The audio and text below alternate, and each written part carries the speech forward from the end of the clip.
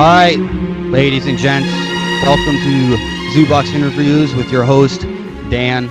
Listen, I got Jay here. We're going to have a good time tonight. Old friend of mine. And the big thing to remember, this is going to get fucking real. It's going to get fun. And we're going to go hard. And we're going to, and you know, this is a podcast about nonsense. So if you try to think, listen, this is all for the good times and the bad. And we're going to talk about some fun shit. Make sure you like, share, subscribe. Don't be a fucking bitch. Make sure you share with your friends. Don't be fucking selfish and incestuous with this zoo box shit. Okay? We need to spread the word of the zoo and the box. So, Jay, why don't you introduce yourself, man?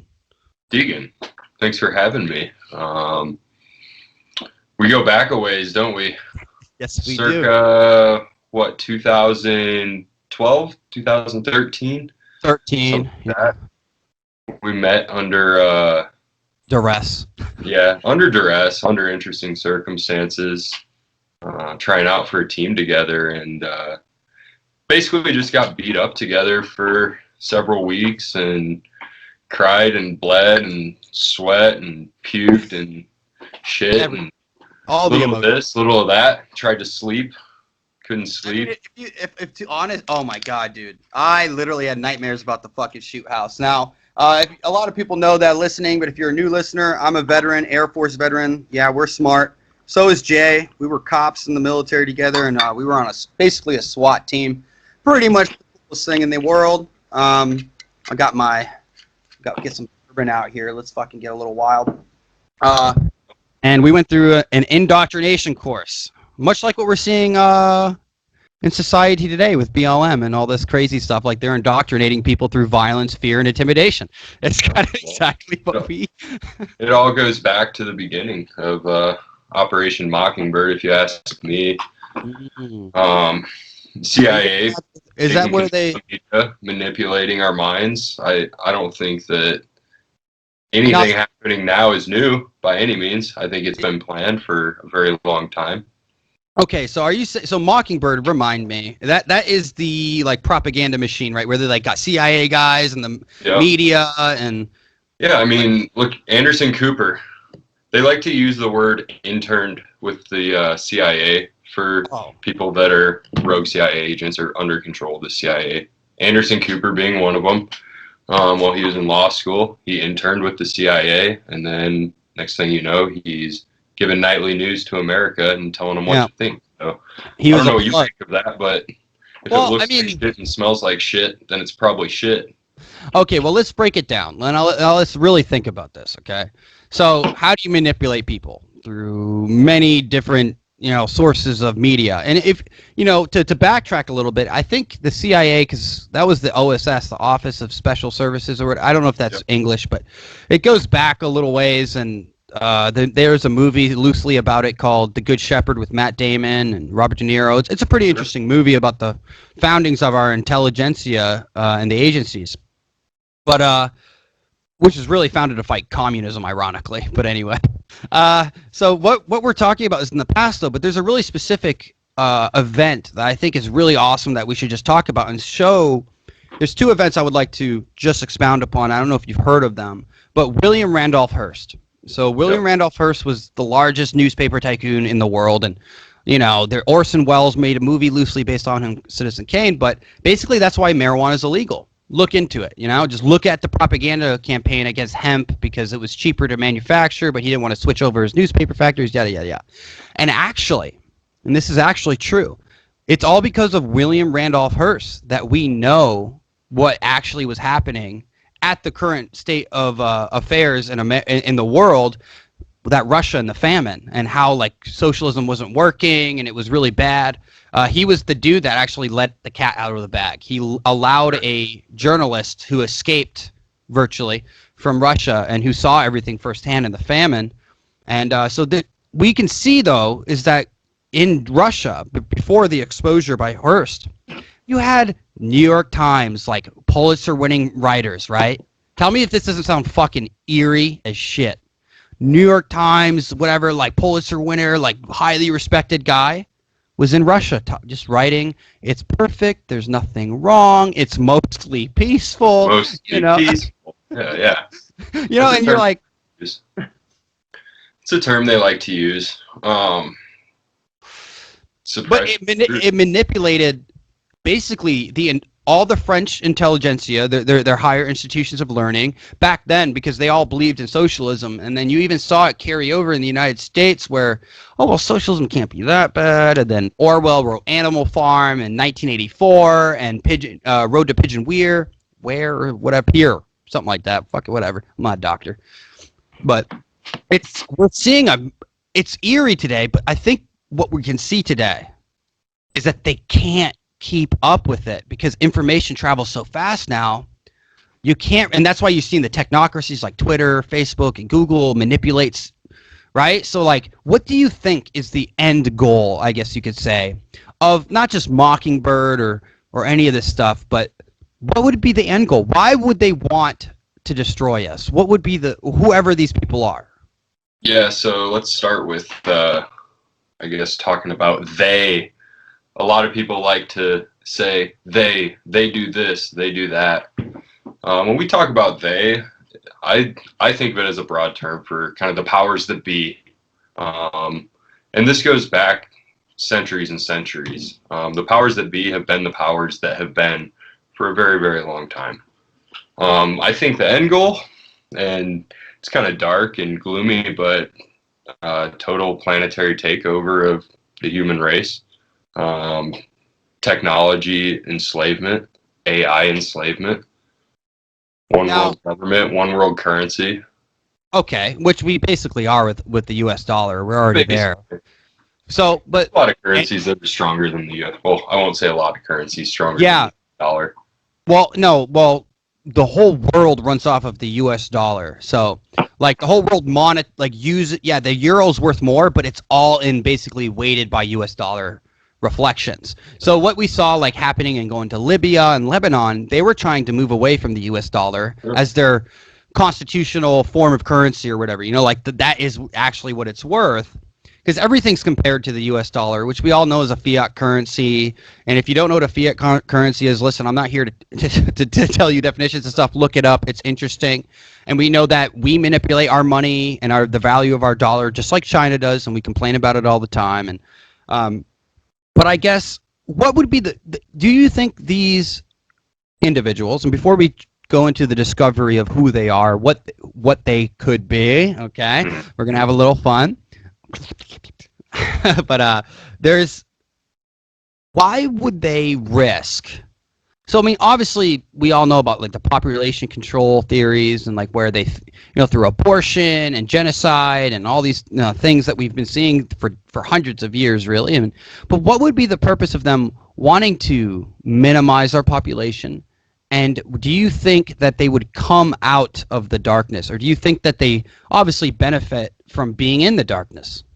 I don't think that they're ever going to come out of the darkness. I think they're going to hide behind issues, hide behind crisis, hide behind fake alien invasion, hide behind whatever they can hide behind and whatever they can manipulate from the shadows. Why would you come out? Why would they come out? Well, okay. I guess it could be, so unless one of them tried to come out and portray themselves as a fake messiah or something like that. That's the only circumstance I could see.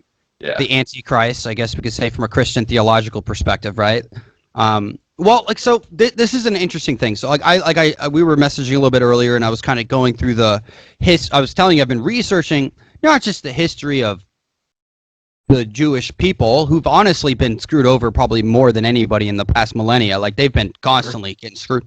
I'll go all the way back to Jesus. I mean, it's like, but anyway, but it's an identity crisis I think we're having. And like, okay, so do you think it is particularly people that would have Judean lineage, or do you think it's like, is it specifically the Judean lineage that goes all the way back to like Abraham when he was messing with demons and like entrapping them, or like or do you think it's even not necessarily so narrow of a view, right? Because I think everything is based on their bloodlines. It's all about their bloodlines. So like Eugenics to like the Nephilim stuff at all. Like angels? Nephilim, angels, the bloodlines of basically the royal families. There's 13 families. They're all supposedly linked via bloodline. Let me see if I can pull up. Well, as I know, which is why, Yeah, so it's called Rh negative blood. It's a rare blood type. What? Yeah, look it up, dude. Fallen angels, Nephilim in Hebrew is translated to fall. Fallen angels due to means in the ancient texts. The Nephilim were on earth in those days, and also after that, when the sons of God came in unto their daughters of men, and they bore the children to them.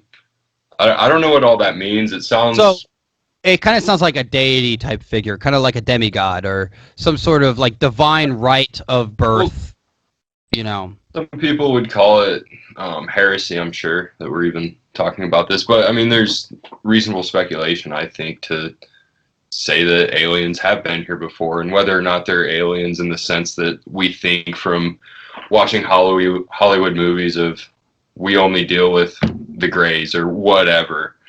I'm very, very convinced that we had giants roaming the earth at one point. It's entirely possible that wherever these creatures came from, whether they're within our dimension or were able to shapeshift into our dimension, it's conceivable that they could have conceived with whatever species was on Earth, made a hybrid. Who knows? So, well, I think that's an interesting concept because with the blood type and what we know through, eugenics was first popularized in the 1920s, and even in the United States, they did forms of eugenics where, if you were a woman and your brother was a rapist, like they would, make it so that you were infertile and you weren't able to have children, and they wrote laws. Like, these were real laws in the United States, but so there's like basically a pure according to like the Hitler and the Nazis, like the Aryan race, the descendants of Atlantis, and all these weird cultist viewpoints. My thing is this. Now, I am the first guy to sit there and say there's some weird stuff going on in the world. I will always sit there and be like, okay. Now, I don't know if you've ever read Aeon or if you even know who Carl Gustav Jung. Okay, it is some of the scariest shit I've ever read. No, because Carl Gustav Jung is like the real godfather. It's Jung. If you would just type in Jung, it will come up. Carl Gustav Jung and Aeon, Aion, and it's some of the scariest stuff. Even Jordan Peterson, who's arguably a very well-read, well-researched person, as far as Jung and Dostoevsky and Nietzsche and some of the greatest minds of our time, he won't even touch it. Because he said when he reads it, it gives him like such visceral nightmares. Like he can't, because basically it's the last collection of his works later in his life, and he was combining everything from a psychological feminology perspective of man.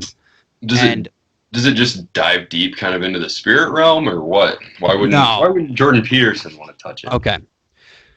Because it's stating is absolutely terrifying. Okay. So there's invention, which is a set of processes or a tool or whatever you could do to, like, an invention is like, was religion invented or did it manifest through our psychological evolutionary need for it to exist, right? So basically, people believed in the Messiah, right? Back in pre-Christ. And we are all somewhat born from some sort of divine placement in this universe. If you believe in the Christian theological sense, but even then, like, it is literally crazy that we exist, even if it's by accident or by hand of God. But they literally, through creating something, an idea, they manifested Christ into existence. Okay, so Christ himself was manifested. Sure. But so, like, because it takes a seed of an idea to be planted. Well, that also means that the Antichrist will be manifested by people. That we will manifest some. It doesn't necessarily have to be literal. Not necessarily. There might be a face worn by the manifestation, but it could be nuclear holocaust. It could be plagues. And the interesting thing is, from the perspective of the people that are going through certain horrible events. I'm gonna like think about people in Russia or people in. Could you imagine the perpetual fear of being in Auschwitz? Could you imagine that it physically manifested the end times for those people were there, where they were being. Can't imagine. And this is the thing. And Have this you is ever the read, whole thing. Have you ever read Man's Search for Meaning by Viktor Frankl? No, He's a psychiatrist. Prior to the Holocaust, he was a psychiatrist and talks a lot about just the nature of suffering and the psychological effects that it had on the prisoners. It's a really interesting read. It's a quick read, small book, 130, 140 pages. I'm gonna write that. I'm gonna get that. I'm gonna remember that. It's fantastic. It's one of my favorite books, actually. Well, ironically, Carl Gustav Jung has a book very similar in name called Modern Man in Search of a Soul. It's fantastic. Yeah, I'm going to order all this dude's stuff when we get off here tonight. Dude, Amazon it. Be careful with Aeon. Like, dude, it makes you cry because it's like that intense. Like, if you really like, it's something that is so because basically what this comes full circle to what we're talking about is that we have to manifest. It's much like Thomas Sowell says. Thomas Sowell, he says humans, like people that are irrational, don't want to deal in analytics and facts. They need a villain to hate and a hero to cheer, right? And this is why we have to be very particular with the language that we use. Language is very powerful. Language is very dictative of movement of people. You know, so like I believe that not that there's not some truth to these conspiracies or there's not a certain group of people that for hundreds of years believe and they have great wealth and power. I mean, is it actually real, or do they just need to believe it to manifest it into reality? And I'm not talking necessarily in a physical sense, but these people, like, think about it. Do you know about the bloodening? The bloodening. Go on about it. I might. Okay. I might know it's different. This is loosely based around the conspiracy theory with Epstein, right? So how do you... God, this is going to sound crazy. I love it. Okay, so we know that there's definitely cultist-like figures within government, and it's been going on for generations. Like they believe these things that they do. So what we saw through Epstein, and what Epstein has at least dropped the veil momentarily until they put it back up and they, use their techniques to hide certain subjects. There's going to be some fall guys. We already know they're coming. There's going to be some low-level tier guys, that are going to, be brought down by. Dershowitz will be one of them. Is the question? Yeah, maybe. Why not? Dershowitz is going to go down for this. He's a good lawyer. It's going to be tough. I don't know. Interestingly, when he did the plea deal originally, they snuck into there. I'm sure you've seen it, where any co-conspirators have immunity, whether or not they remain anonymous or if they've been named. Well, that's true, but big but here, that's gone now. There's a reason why Epstein got rearrested and recharged with stuff, because they're like, hello, you can't do that. You can't come in as a federal government in a state crime, even though it may have been a federal felony. They didn't even get proper time to do the investigation, and they made a fucking crack deal with a mass pedophile. So how has Dershowitz not been disbarred because of this? Well, we all know, and this is a part of the intelligence agency. If they're true, so my question is, I guess, if there truly are people that are actually going after this, and it's not being suppressed by whatever levels in the FBI or whoever may be in control of it, why are these people still free? How are people not being disbarred? Okay, well, do you know Okay, well, we all know that justice is slow and it's painful. It's a very dull knife, and people know things are coming, dude, but they can't show their hand because they're gonna do some sort of mass escape. And what do you see after the Epstein and he dies and they get Maxwell'd, and then the race riots come, and then all of the manipulation of the media to get you focused on mail-in voting versus actually look at what the hand is being dealt to you, and you don't care because you're just mad that the world has racist people. But I digress. So this is really what's happening. and to me, in my personal opinion, what we know is that Epstein was working either for Assad in Israel, he was an informant for somebody, and they let him continue to do what he wanted to do. It's a honeypot operation. So yes, he's a Mossad agent. His girlfriend or wife or whatever, Ghislaine Maxwell, her father is very high up in Israeli intelligence, and in my opinion, their operation was to get blackmail on prominent business leaders, politicians, by getting them to commit sexual acts, whatever they may be, with children, boys, girls, satanic, not satanic, whatever it may be. Listen, the bloodening was what really started this part of the conversation. Listen, guys, we're going to be jumping around. If you can't keep up, drop out. Just drop out. What is the first thing that comes up when I type in the bloodening on a Tor browser? DuckDuckGo, a Simpsons episode that comes up. I'm not sure. Well, the Simpsons, as we know, there's some conduit to the future or something. There's some weird shit, right? Dude, the Trump one coming down the escalator still is just like that moment right there made me think that we may in fact be living in a simulation. Okay, I got theory on this. And then have you seen the Baron Trump time travel book? Oh yeah, with and he brings apart the end of the fuck. Okay, hold on. Well, listen, we've been around for thousands of years. People have been writing for a long time. There can be coincidences. I do believe that. But hold on. So let's before we get too crazy. Now I have to explain with the bloodening. Now listen. All right. Okay, so what they do, Epstein, what they do, you bring into his house, you fuck a fucking prostitute. Basic, right? You fucking look of age prostitute. And then they lead you a little bit further. Hey, come to my island. You fuck a 17-year-old on the plane. They filmed it. Okay, 17, different country, national waters, get away with. But they don't know you. You don't know they filmed it.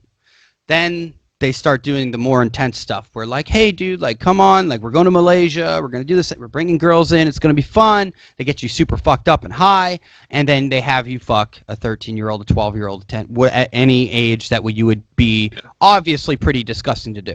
Okay, then they go, listen. Very much like Scientology and these cults that like indoctrinate you, and how they get you is through slow. It's progressive, right? Well, the final step. So what these elites believe truly is that they have the powers that are bestowed upon them. I don't know if it's necessarily through genetics, but genetics play a role in the sense that their genetics, I guess the HR5, is that what it's called?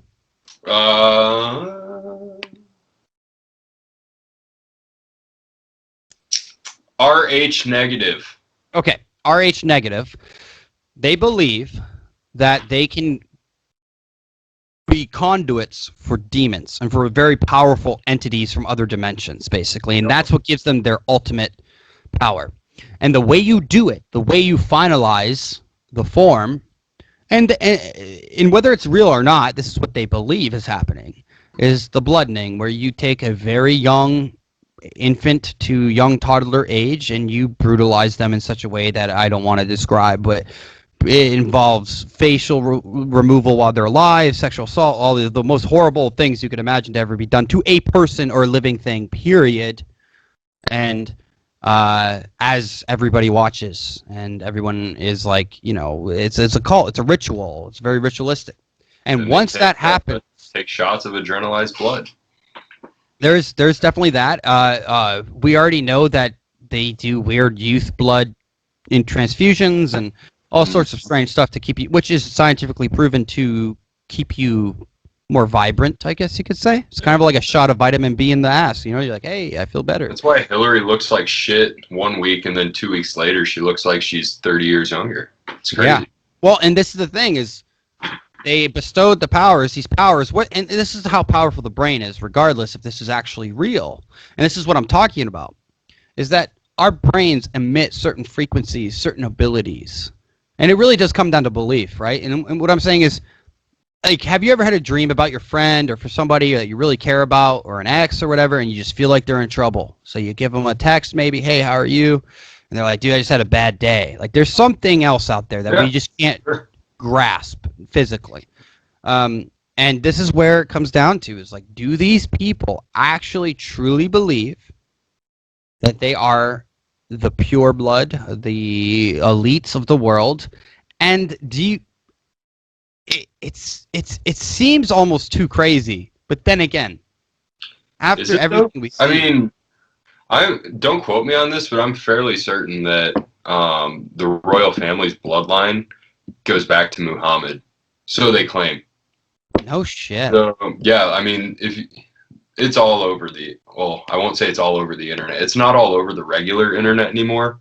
And for the listeners, if you think that you're going to be able to dive into any of these subjects and look on Google and find any of this shit, you're wrong. You need to download a Tor browser, install it on your desktop, and probably download DuckDuckGo. Yeah, DuckDuckGo is that's Russian, right? Search and have at it, because if you search the same things on Google and DuckDuckGo, there's entirely different things that come up. So, and it's one of these things where you have to say, listen, I always go in with an open mind, and I'm a cynical person by nature. I'm defiant by nature, and I do have. It's like okay. And this is where it gets even crazier. So why would they not, if there is this intelligentsia that is trying to persuade certain individuals, why would they not just drive some of them mad?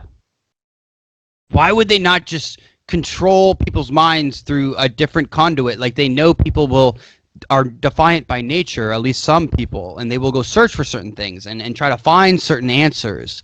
So it's kind of like when we were in the military. Maybe that's what they're doing, is driving us all mad by leaving these crumbs all over the internet for us to just run in circles trying to connect everything. Who knows? Versus it could be something very simple and very, very even more authoritarian. Yeah. Because everything comes down to psychology, man. Everything comes down to basic manipulation of movement of people. Now, let's take this current pandemic. Look at the cities. Mass evacuations. Like, literally, people are just running from the cities to the country. Like, they're like, screw this. I can get, Starlink's going to be up with, Elon Musk going to be able to telework. Everyone's figuring it out. But why? Why would they want us to leave the cities? And there could be alien invasion. There could be all sorts of, conspiracies that we could go down.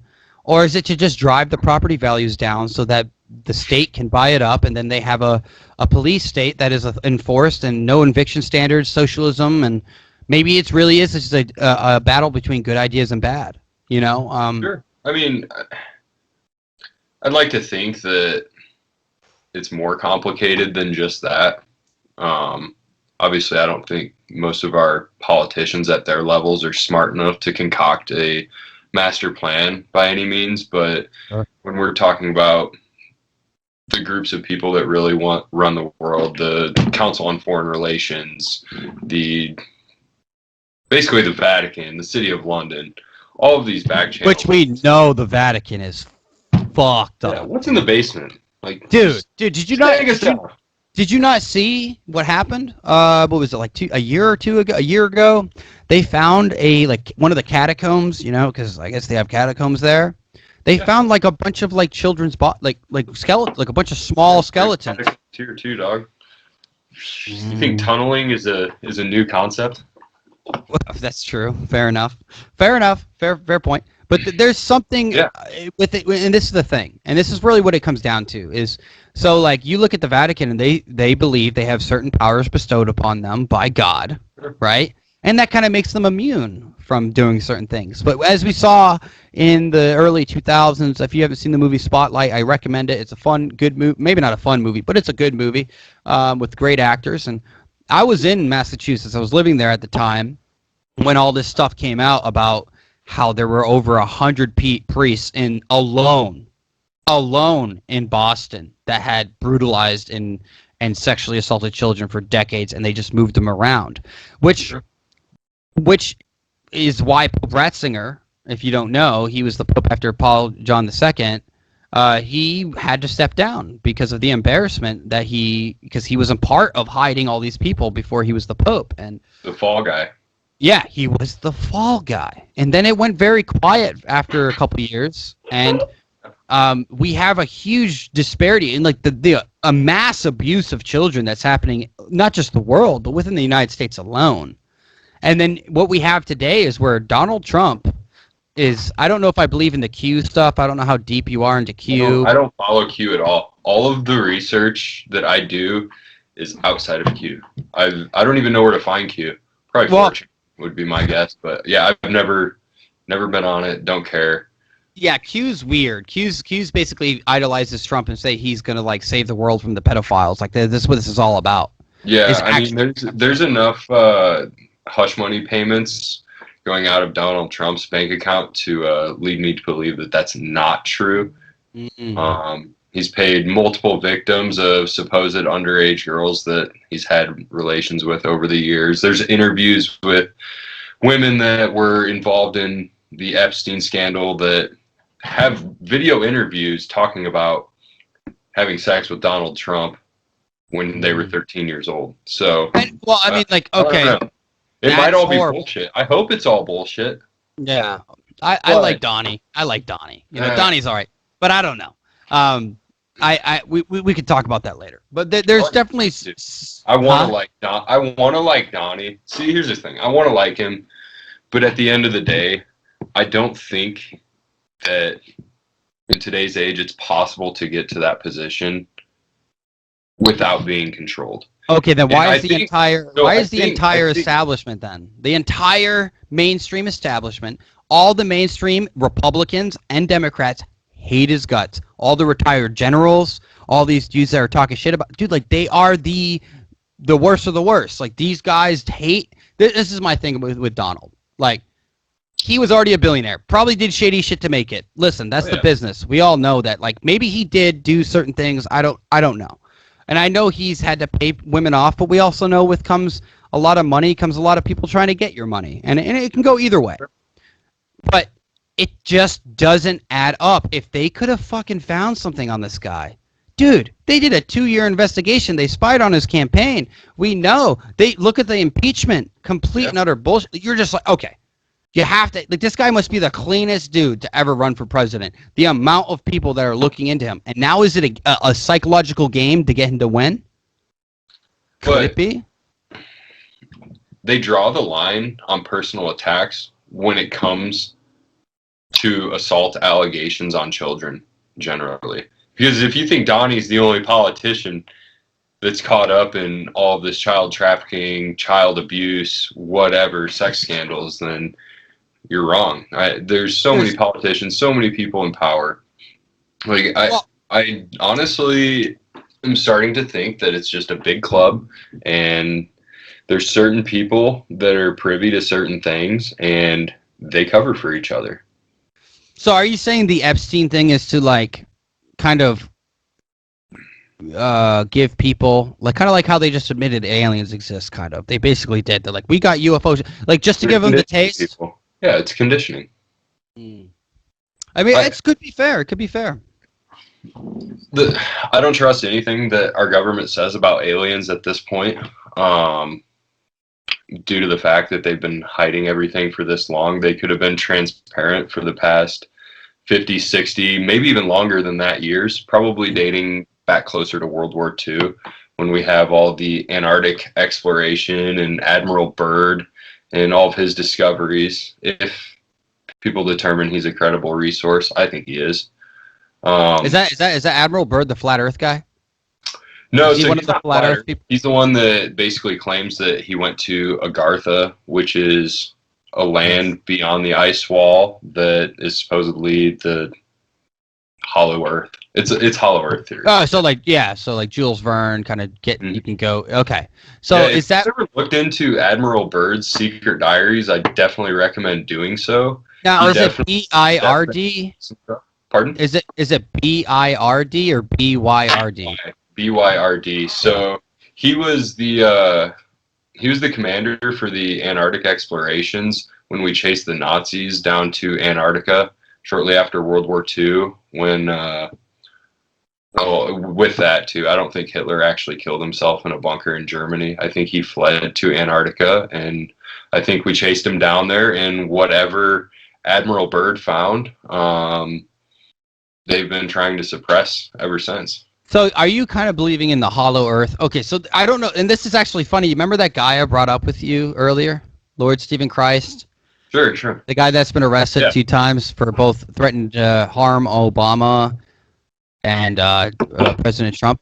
There's this guy believes in something called cell Earth. Okay, cellary Earth, which is or concave Earth, which is basically the Earth is inside out.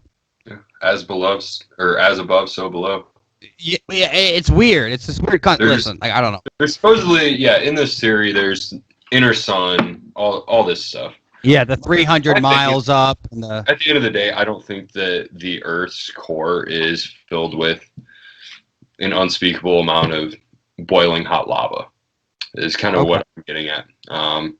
So what would it? What would, is it going to be some sort? If that, like, what is there then in your research and or opinion? Like, what? In my opinion, is this like Atlantis? Is this like Atlantis or like a higher, like a hyper? So I think Atlantis actually. So there's actually, and this is something that's kind of hard to find on the internet, but there's proof of ancient megaliths deep underwater off the coast of Cuba. So my personal theory, I'm sure there's other people somewhere on the internet that have developed this theory as well, but my theory is that Atlantis was in fact under the ocean before whatever great floods, and that was kind of the hub for these very, very advanced societies that a lot of people don't understand that we probably had before. But I think that there's a connection between the location of where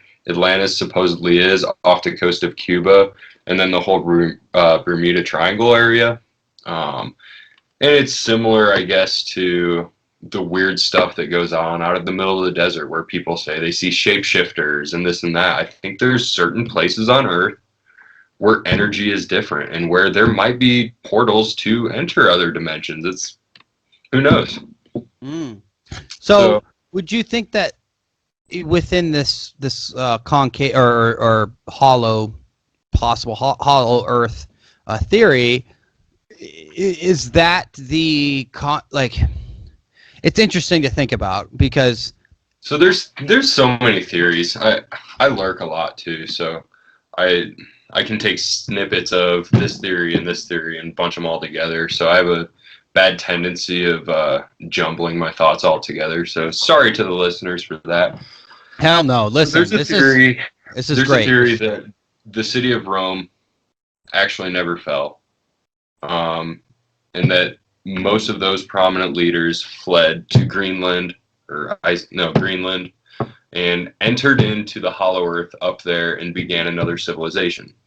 So Admiral Byrd claims that the civilization he ran into were not human-like, but there's other people that claim that there's theories that there are humans underground. We know there's humans underground because we have deep underground military bases. We have tunnel systems all throughout the world. But the fact of the matter is, whatever they're telling us is the nature of our reality is not the true nature of our reality. And I guess that's kind of the point that I kind of wanted to come on and make today is, if people think that the New York Times coming out and having breaking news that there's something other than worldly that might have been found that scientists don't know anything about, it's fucking bullshit. This stuff's been around for a long time. Our government has been researching it for a very, very long time. The whole UFO sightings thing is not brand new. It's been going on for a very long time. And people know things and they're being hidden from the general public. And I think that there is a valid reason for it, because society probably would fall if the mass majority of people woke up one day and learned that everything they thought they knew in life was a lie. Like, imagine the chaos that would ensue from that. Well, organized religions would fall everywhere. People would get fucking crazy. Well, I mean, I guess though. So would you say in the respective other side, if there is this other civilization within the Earth or within the hollow Earth, would you say that they're aware of our existence, or is it just the same duality or and that's one thing duality that of them? Admiral Byrd. Yeah, so I'm glad you asked that because Admiral Byrd claims he claims to have made contact with this civilization. So his main story is that they were doing Antarctic exploration. They flew over the ice wall, and what they found on the other side was basically a vast, not frozen world. And he lost control of his plane and was basically hovered into the ground and greeted and had a Was it meeting. kind of like the alien tractor beamed? It Like might have been. It might have been an alien tractor beam. but you know what But I mean, like really it's something interesting stuff. And it brought could all be bullshit. I'd like to think it's not all bullshit because I've spent a lot of time reading about it, and that would not be the most effective use of my time. But if anything, it gets you thinking. And what I think is really important for people at the end of the day is to not think that Fox News, CNN, MSNBC, all of the alphabet news organizations, they're not telling the truth. People need to get out there. They need to research shit for themselves and figure out what's actually going on. Back to Admiral Byrd. So his claim is that basically he met a civilization of grays underground. It makes sense that that could have happened and that we are slowly being groomed to be able to accept something like that because that's the most common portrayal of other than human intelligent life that we would be encountering. But I don't think that there's going to be a reveal of the truth. I think that if anything actually, comes to fruition, it's going to be Project Bluebeam. And what did you call that? Project Bluebeam. Project Bluebeam. Okay. What's this Project Bluebeam? Project Bluebeam is the fake alien invasion. So basically and there's tons of information. Werner von Braun was involved with this. It goes back to bringing all the Nazi scientists over after World War II and basically founding NASA with them, which is another dude, I know I'm talking in circles, but no, it's all connected. Yeah. All of our space secret projects happened after World War II, after we hired all the Nazi scientists that were clearly onto something, after they fled to Antarctica. I mean, so would you say maybe World War II is actually to get technology? I think it was an information and technology battle. Hitler was obsessed with the occult too, which I think is another really interesting part just about him as a human being, minus the fact that he was, in fact, a Jew himself. You're right. Yeah. Well, would you say, okay, all right.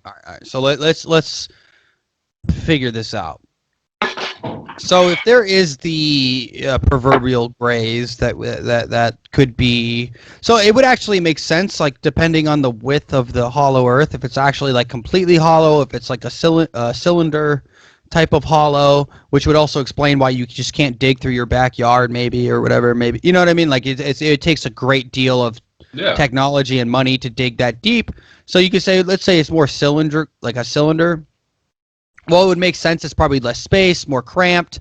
You're dealing with also in a cylinder, you're dealing with more compact three-dimensional space. So space fills up faster than obviously outward, like we're dealing with here on the surface, I guess you could say.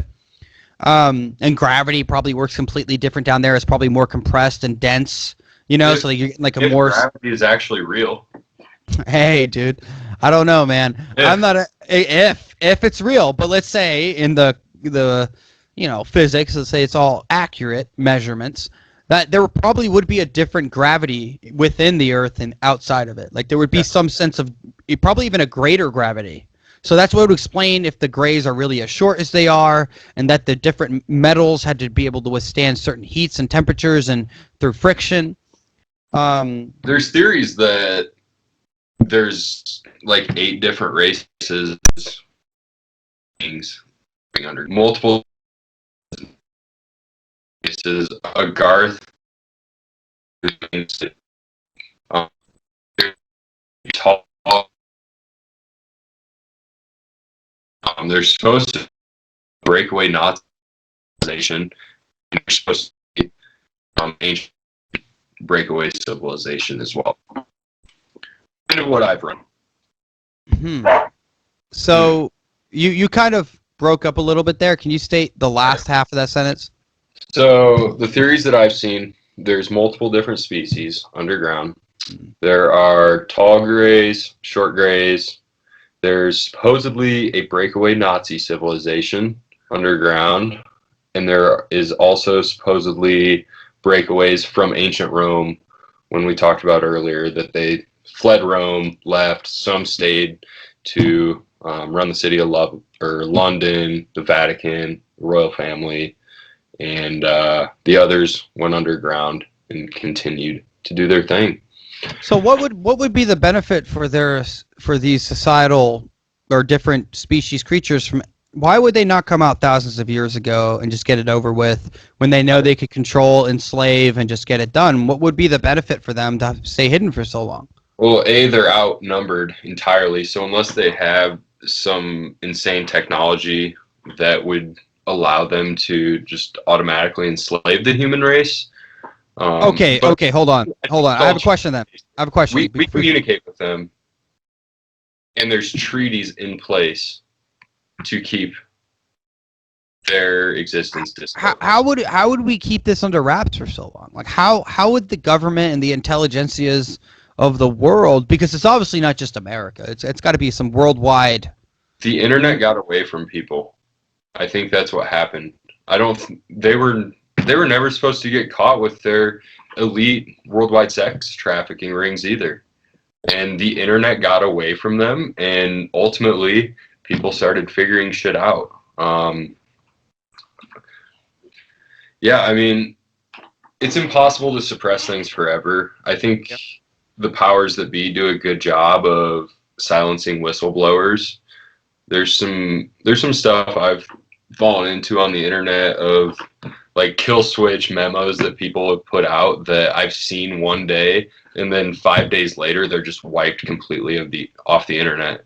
So there's definitely algorithms in place to flag certain things, I think, and Google's a part of it, Amazon's a part of it, all these major technological companies, and these algorithms, their AI, are in place to suppress information. And the new Facebook terms and conditions, they'll remove it. Fuck, this podcast might even get taken down. Maybe. It could. But don't worry, I have a backlog. I got BitChute, dude. We doing it. Yeah, don't put it on YouTube, because it'll definitely get taken down from there. Dude, you'll be shocked, because, and this is really where it gets down to, you know, I do believe in the AI and all this, like, you know, obviously they have all this technology and stuff, but there's something to it. Because if they're not driven by ideology or some sort of, you know, methodology to suppress. It's all driven by ideology. It's all symbology. It's gematria. It's occultism. It's satanic worship. It's blood sacrifice. So would you think that's kind of like why they hate Trump? I think that the powers that be are hiding behind organized religion to hide the true nature of reality, and I truly think that they are doing satanic worship, satanic rituals.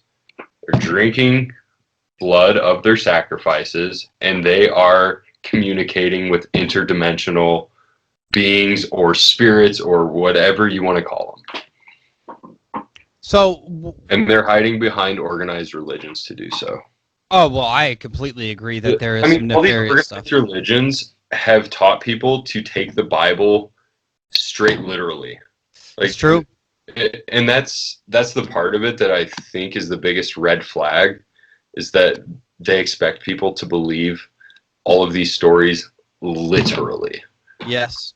But wouldn't that also stand credence to the fact that if they want them to believe certain things to be literal, like the Nephilim or Jesus being an actual demigod, deity, or God, that there has to be the opposite. Okay, like hear me out. Like there has to be the counter side. There's got to be, okay, like people don't want A, B, or C to be discovered and are released because it could have these knock-on effects.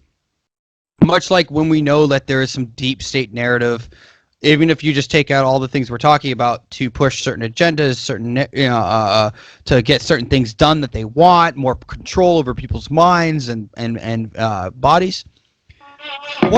What is the counteract to that? Like, so is there like some internal struggle between like these people that are absolutely, let's say, evil, I guess is the best way to describe them, and then you have like the good guys, the guys that are is there the other side? Is there somebody else out there, or is it all bad?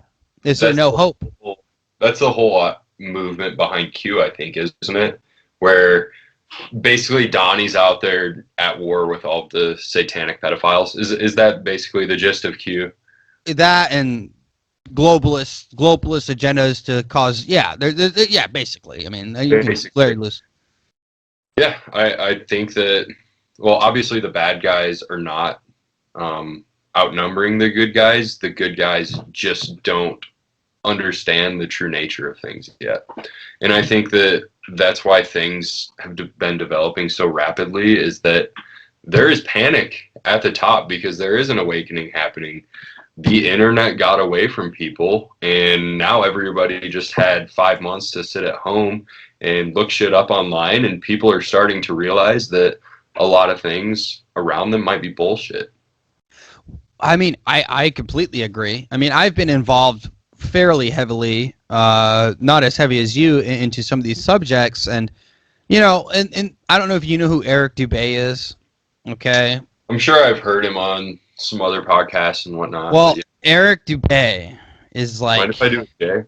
Dude, do your J. I wish I had one with you. I'm in an undisclosed location. But Mallory's gonna be pissed when she gets home and the house smells like weed. I don't usually smoke in the house.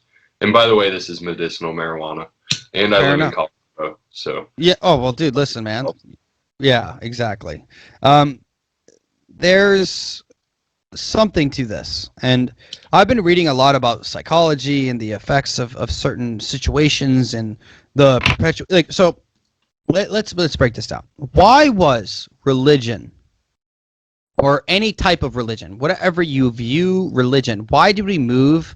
Why did human beings always have to find a way to explain things, right? It's called the God gap theory, where, as we've discovered more science and understanding, the God gap is getting smaller and smaller and smaller, because before, Sure. like, the Native Americans would be like, well, the turtle, the big turtle in the ocean keeps the sun on its back, and it swims around the world, and whatnot. It was stories back then, just like it is now. Right, but stories of lessons, I guess. And right. I think that's one thing. I know you talked about Jordan Peterson earlier. That's one thing he does a really good job of. Archetypes. Is digging the lessons out of these ancient stories and talking about what they probably mean, instead of taking them literally, Well, and this is the thing, and this is what I'm saying, is like, through the utter suffering of life, okay? Life is suffering. That's why religion, as we know it today, was basically, it manifested. In the deep psychological evolution of man, we had to learn how to deal. It had to be worth it. It had to have some meaning, and it gives us these tools to deal with suffering, because life is suffering. It's a very long, grueling process. It's kind of like that famous saying that goes, the days go by fast, the years go by fast, but the days are long, type of effect. And like, it's kind of over before you know it. Save the memories, spend the cash. Thank you. That's my song, We Are Neighbors band, on Instagram. But we have a lot of unexplained events that happened in the metaphysical and the physical world, and I think it's one of these things where what is more terrifying, that you have to deal with your mortality, because that's why most people think that we have religion, to deal with mortality, to deal with death, right? It's fear-based. Well, it's not even necessarily follow this or else, do this or else, live this way or else, act this way or else. And again, I know people will say it's heresy, but at the end of the day, it's it boils down to being able to control populations, and I think that that's the reason that this stuff has stayed in place for so long, and that it's been driven so long. I mean, everywhere in the world, there's a predominant religion, and people that try to break away from that don't have much success. But there's a very serious psychological reason. So you look at countries that have, like Nietzsche, when he said God is dead, and everyone thought that was like a revelation, like this is beautiful. It was actually saying that in horror, because with the absence of hierarchy, okay, just like we're seeing now, right? Like we don't trust our media, we don't trust our government, and there's no hierarchy anymore. You can't trust your election system, you can't trust your neighbor, you can't trust anything. You can't trust your police, you can't trust literally damn near anything. Where friends are turning each other, they're at each other's throats, and it causes fear, pandemonium, extreme. Honestly, you're going to see a lot of kids be born from these times. So, like, I was watching a video. I'll send it to you after. It's like 5 minutes. And Jordan Peterson's explaining all the great horrors and tragedies that have really happened throughout history. And one of the things he talks about is pandemics. And this is 3 years ago. And he goes, pandemics are the times when most wars are started, okay, when most wars are kept going, or when there is some great cultural change. And change is difficult. When you're going through the storming, reforming, and all that bullshit we learned in ALS, fun little stages, but it's psychological. And this is my thing about the conspiracy theory world, which I love delving into and I love learning about, and I love your perspective, is that someone can tell me silver is more valuable than gold. Because gold is just an imaginary thing that we've decided to be more valuable than silver. Now, does that mean this person's wrong or this ideological perspective is wrong? No. It doesn't necessarily mean that, because gold is more valuable as far as a resource to be used in electronic products and all these other things, right? Like exploration. Everything. But it comes down to the psychological. We trick ourselves to deal with certain things. Like, I don't know why a dude got a finger in his ass, and then 2 years later, next thing I know, he's getting a fist in his ass. Like, there's no way to understand, for me personally, who's had a finger in his ass. Things can get out of hand quickly. Yeah, very fat. It's a slippery slope. It's a slippery slope. Yeah, one day it's a finger, one day it's a fist, one day it could be a baseball bat, It could be a gerbil, People do crazy shit. And I guess that's my point, is that we can trick ourselves to falling down this dark hallway of life. Because the only thing that is illuminated is the space that was before us. Every single room we walk into is dark until we find the light. And I think it's really imperative to, like, have fun and be cynical and look into these things. And when I tell myself, are there bad people? Fuck yeah, there's bad people everywhere. God damn it, dude. I met plenty of them in the military. We fucking know how, like this whole racism stuff going on. I have met both black, white, Hispanic, Asian, doesn't matter what you are, who are fucking atrocious leaders, who are just the worst. Once you give them power, they manipulate, they doctor documents to make them look good and steal ideas, and they decide one day that this is okay if I show up, but you can't show up. We all experience these things throughout life, and it's these reverberations that we lose touch in some sense.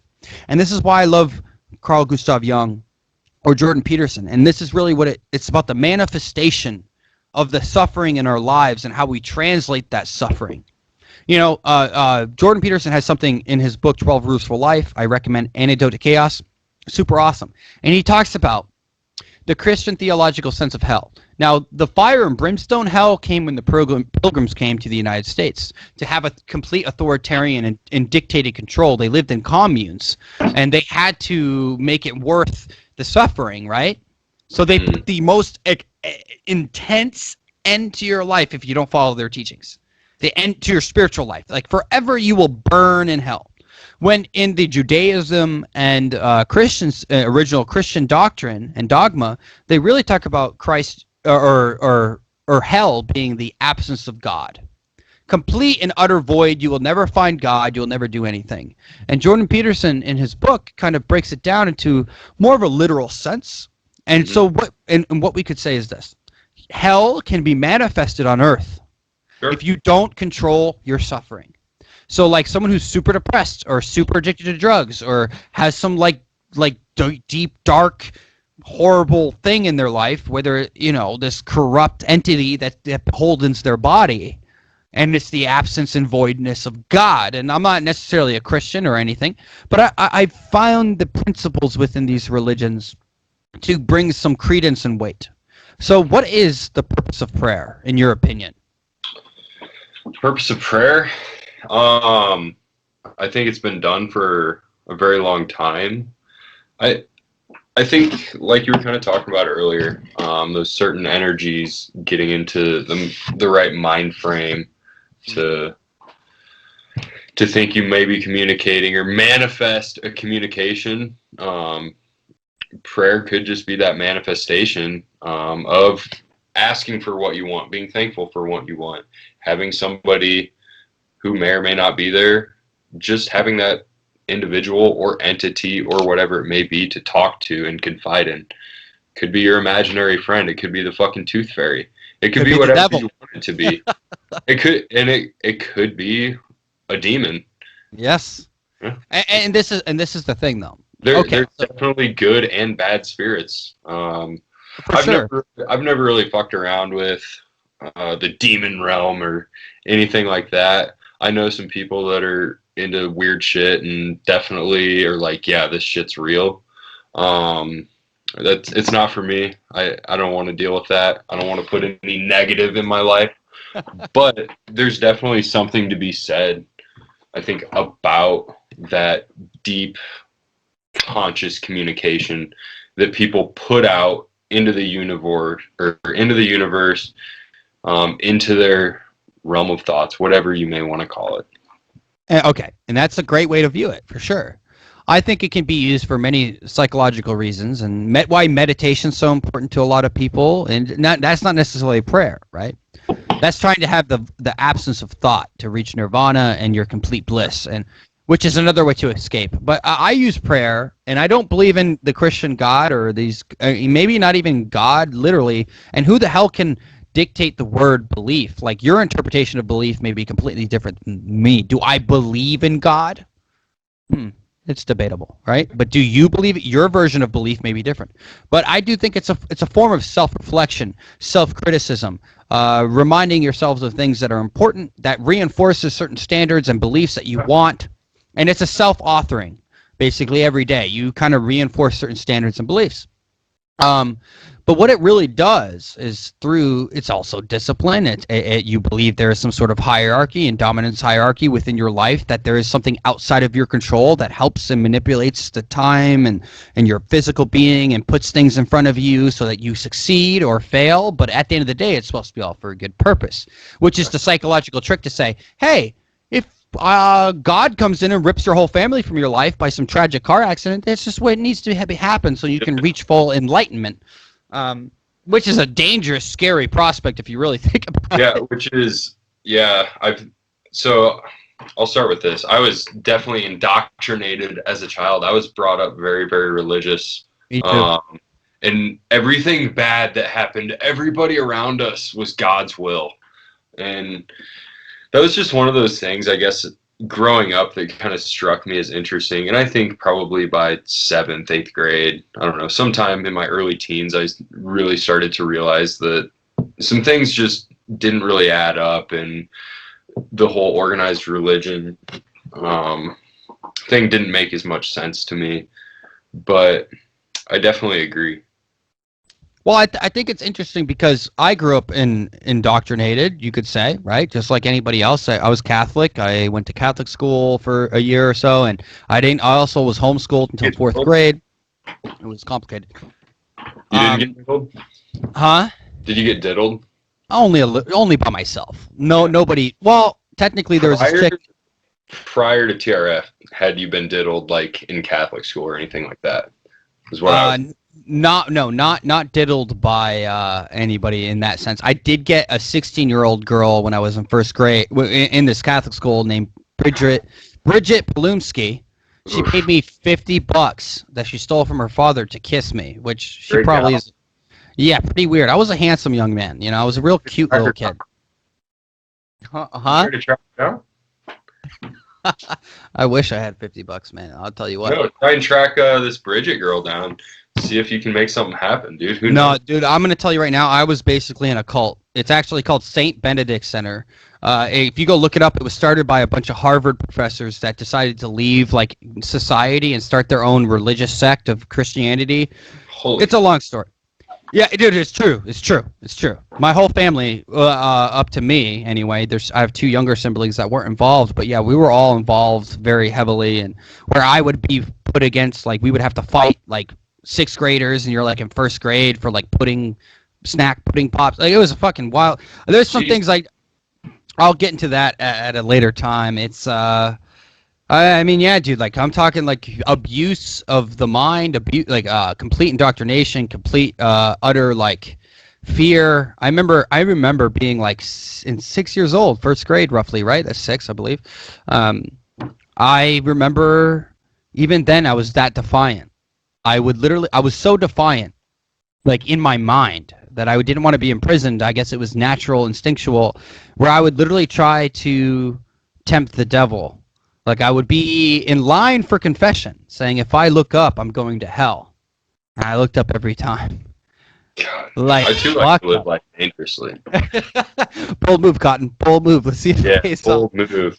I'll come back and haunt you and let you know how it goes. It's interesting, and I think the rate at which people are brought up, indoctrinated, and now getting out of that scene of organized religion is definitely more rapid now than ever with the information at hand. Like, before the internet, people believed whatever they showed up to see on Sunday with their friends and heard.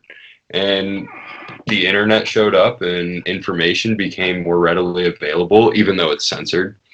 Yeah. But yeah, people, and I don't think it's necessarily because of the grand plan of getting people away from God or whatever the satanic plan may be. I don't think it really has anything to do with what people's belief in good versus evil is.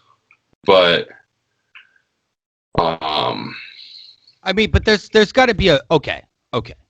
So, do you believe in the scientific thought of like evolution and that we were, or do you think there is, like, you know, the sciences say, like, hey, we came from space dust and we all evolved, or do you think there's some greater, not necessarily, like, is there, I don't want to call it a god, but let's call some sort of energy frequency that is manipulating like the space-time fabric, and like there has to be a counterbalance to all this evil in the world. There's just if there is these great evils. Yeah. Well, is it a simulation or is it not a simulation? I guess I have a theory. Things seem to be on repeat, and God. So today, it's really interesting. So right now in Colorado, we have really bad wildfires, and this one particular wildfire in the northwest part of the state basically has all of Fort Collins looking yellow, brown, gray. Just, it looks like shit. But it's interesting because you can look through and you can stare directly at the sun. And it wasn't something that I thought about ever really before I noticed that I could stare directly at the sun during this. But just the odds of the moon and the sun being the same exact size proportionally relative to their distance to the earth is just one of those things that's like almost too much of a coincidence for me to think that we are not in a simulation. Okay. Just that little thing alone right there is just like, the odds of that happening are so mind-blowing that there is basically an impossibility that something is not in control of the universe, simulation, whatever it may be. Would you say, okay, so from a theoretical sense, that means there have to be a controller. There has to be something designing and or interacting with our lives. So why would... Then definitely has to be controlled by something. It's probably it's more than likely AI. Okay, but this is the thing. If it's that... So our brains can actually comprehend if there was something simulating, because technically, if we're going to go by theory and theoretical ideas of string theory and all these complicated things about dimensions and everything, okay, wouldn't that give more credence to the acceptance that there is actual God? Because technically, even Christian theology, this is not it. This is a simulation. Because it's a game. It's a game to get to the end result, which is death, which is the everlasting life after, which could be updated or uploaded in some database, and this whatever my mind could comprehend to leave the simulation, because this is a simulation by even Christian standards, sure, or any religion. This is literally a simulation. It is, but this is the point of what Carl Gustav Jung is saying. It's the physical manifestation of our minds and what we represent in our brain frequencies. Everything is bouncing off each other, and we have all this technology and all these advancements. So the simulation is real. Like, it's real. It's much like the Matrix. Like, you can touch, I can feel, even though we know for a fact that we're never actually really touching anything, because there is always this microcellular micro point where we are actually, we're just touching nothing. So can you even touch yourself? And can you even enter your own consciousness? Me too. Trust me, inside and out. Okay, guys. But there's got to, if this is a simulation, and we're aware of the simulation, which is religion, to make you aware of the simulation. That's what the point of it is, right? To give credence to the simulation, saying, listen, this is a simulation. This is technically, because it has to be a simulation to be able to move on to the next level or whatever. Or are all of these new religions the only religions that anybody practices today here to cover up what is the true religion and the true truth of our reality? Because what people worship millions of years ago is not the same as what people are worshiping today. So, do you believe that because I think the humanoid, or as far as we know, we're going back and talking about like the ancient Sumerians right now. Like, these people obviously were not believing in Jesus. Like, this was even remote. Okay. This thing. But this is the thing, though. Okay, this is what Jordan Peterson really delves into, Dostoevsky and even Nietzsche, is that there is a psychological need for explanation. Right? True. So there has to be some sort of combination of theories and ideas that help us explain our suffering in the simulation that we could be transposed into through generational passing down through genetics, and this is where Buddhists come into their what's it called, where you're born as reincarnation, and all these like interesting ideas.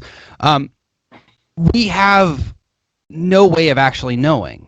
And that's the scary part, right? Like, we don't really know, which is where belief comes in, and the manipulation of data sets throughout history and generations to say, well, why is it that we're only taught in certain perspectives that like 6 million Jews died during World War II, when it was actually closer to 55 million people died throughout the world during World War II era, or Mao Zedong and 35 million people in his own country.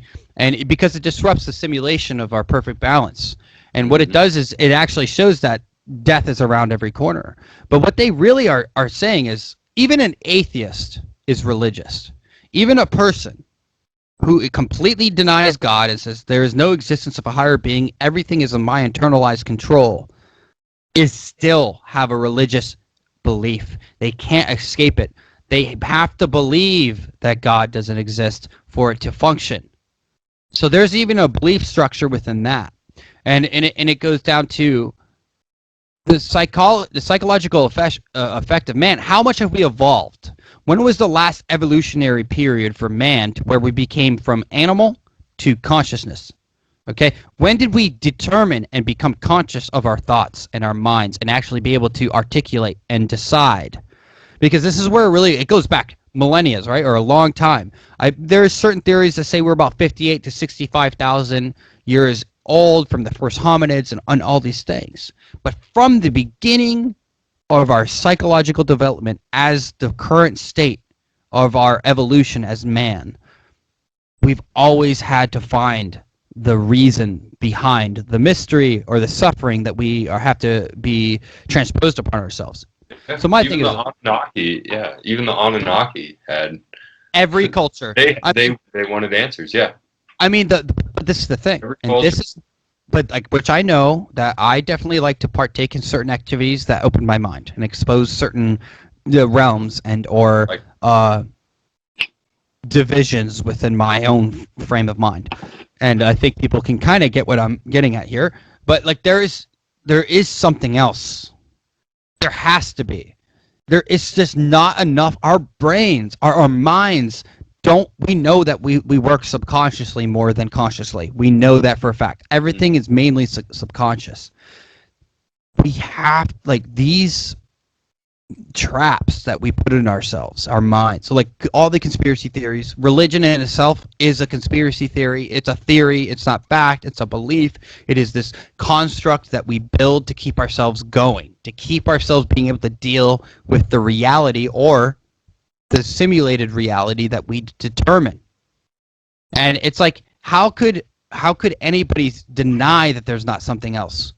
There has to be, by just the presence of being. Like, we have to have something to go just to. Based on the fact that the sun and the moon are proportionally the same size relative to their distance from the Earth.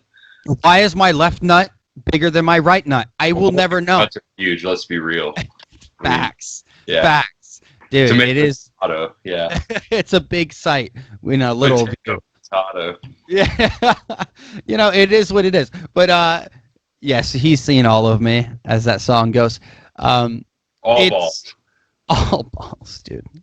Just a bird nest with just a slug hanging on the top. But it's at least I'm circumcised. And honestly, I know you didn't get to listen to the new episode yet, but if you guys want to go check it out on Zoobox episode 50, it's called I believe it's the torn foreskin. My cousin Mike was fucking a chick, and he ripped his foreskin. Foreskin. I think your brother posted it today, right? Yeah, we posted it today. Great episode. Got to go check it out. But I think that's the fun of it. The mystery, dude. You and I sitting here right now, we literally, what we're doing is fucking insane. I am sending bits of numbers and data that is being reinterpreted into an image on your screen. Am I real? Am I actually talking to you? Or am I only talking to a reflection? Much like the Native Americans believe that if you took a picture of them, their soul would be captured. Is this going to be internalized for all time? Is this a moment that we will constantly live within these interdimensional shifts? Is time actually some sort of bending wave, as Einstein would believe, where things folded and reinterpreted over and over again through different dimensions? But that's the spice of it. That's the fun of it. And then when someone, while you're sitting there at your computer, on your phone, driving in your car, in a different reality, at a different frame of mind, in a different time, we are still here having this conversation for all eternity, spiraling into the darkness. It is a wild thing that we're even doing at this exact moment. And I have to ask myself, what is the point? The point is very simply this, that we continue moving forward through life, whether we want to or not, and even after death, when the 58 grams of our body disappears at the moment of death, we can never truly explain, where the consciousness is extracted into the next place. It only gives credence that there is more. It only explains that there is something that is not tangible that our brains can comprehend. Yeah. Which is why you should do DMT. Because it's different. Dude, one thing that's so weird about DMT that I find just so interesting is that people see relatively the same thing when they do DMT.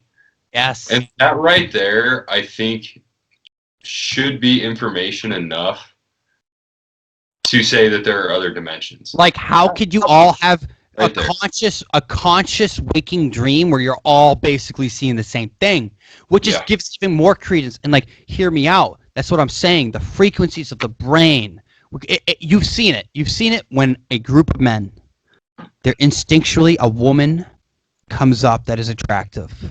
She could not even be attractive, depending how drunk you are, and horny, and hungry, and all the necessities and the instincts, the instinctual I don't have feeling. to see any of those things. It doesn't matter for me. Me too. Let's be honest. But you feel a shift, a change in the energy dynamic. Yeah. All of a sudden, the competition rises, and there's a heat in the room. Yeah, it's vibes. Vibes are a real thing. I've been spending some time in the hippie culture over the last basically since I've been out of the military now. I've been involved with a lot of music festivals and just a lot of overall weirdness in general. And one thing that the hippies and the spiritual types definitely believe in is the power of good vibes.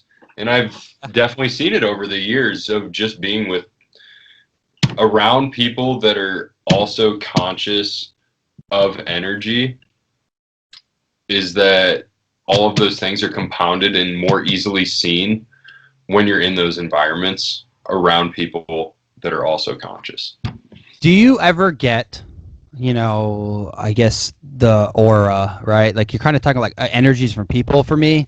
Like, I don't know if I don't see colors like fucking, like some people say they see colors and shit. No, I think the instinctual feeling of when you meet somebody, you could be wrong. There's instincts that do go in wrong directions, but there's a general, you kind of know if someone's not out for their best good, which is like gets into the psychological makeup of cops. They get conditioned to feel certain things, and they kind of get almost a sixth sense of like, hey, something's up here, and then they end up shooting a black guy. But that's just because it's pretty easy. I mean, I feel like it's easy for me to be able to tell when somebody's a freaking scumbag or not when I'm meeting them. What's the greatest tell for you? What's like the tell? Honestly, just conversating with people, being able to see how they carry themselves, how they answer questions, just their overall attitude about themselves as well. Is their ego in check? You can generally tell if somebody's full of themselves and an egomaniac by talking to them for a short period of time. And I've been lucky over the years too to be able to interview lots and lots of people for jobs. So I've been able to see just a lot of mainly really awful interviews and people just saying really absurd shit. What's the craziest thing you've ever heard in an interview? Like, what's like, without... God,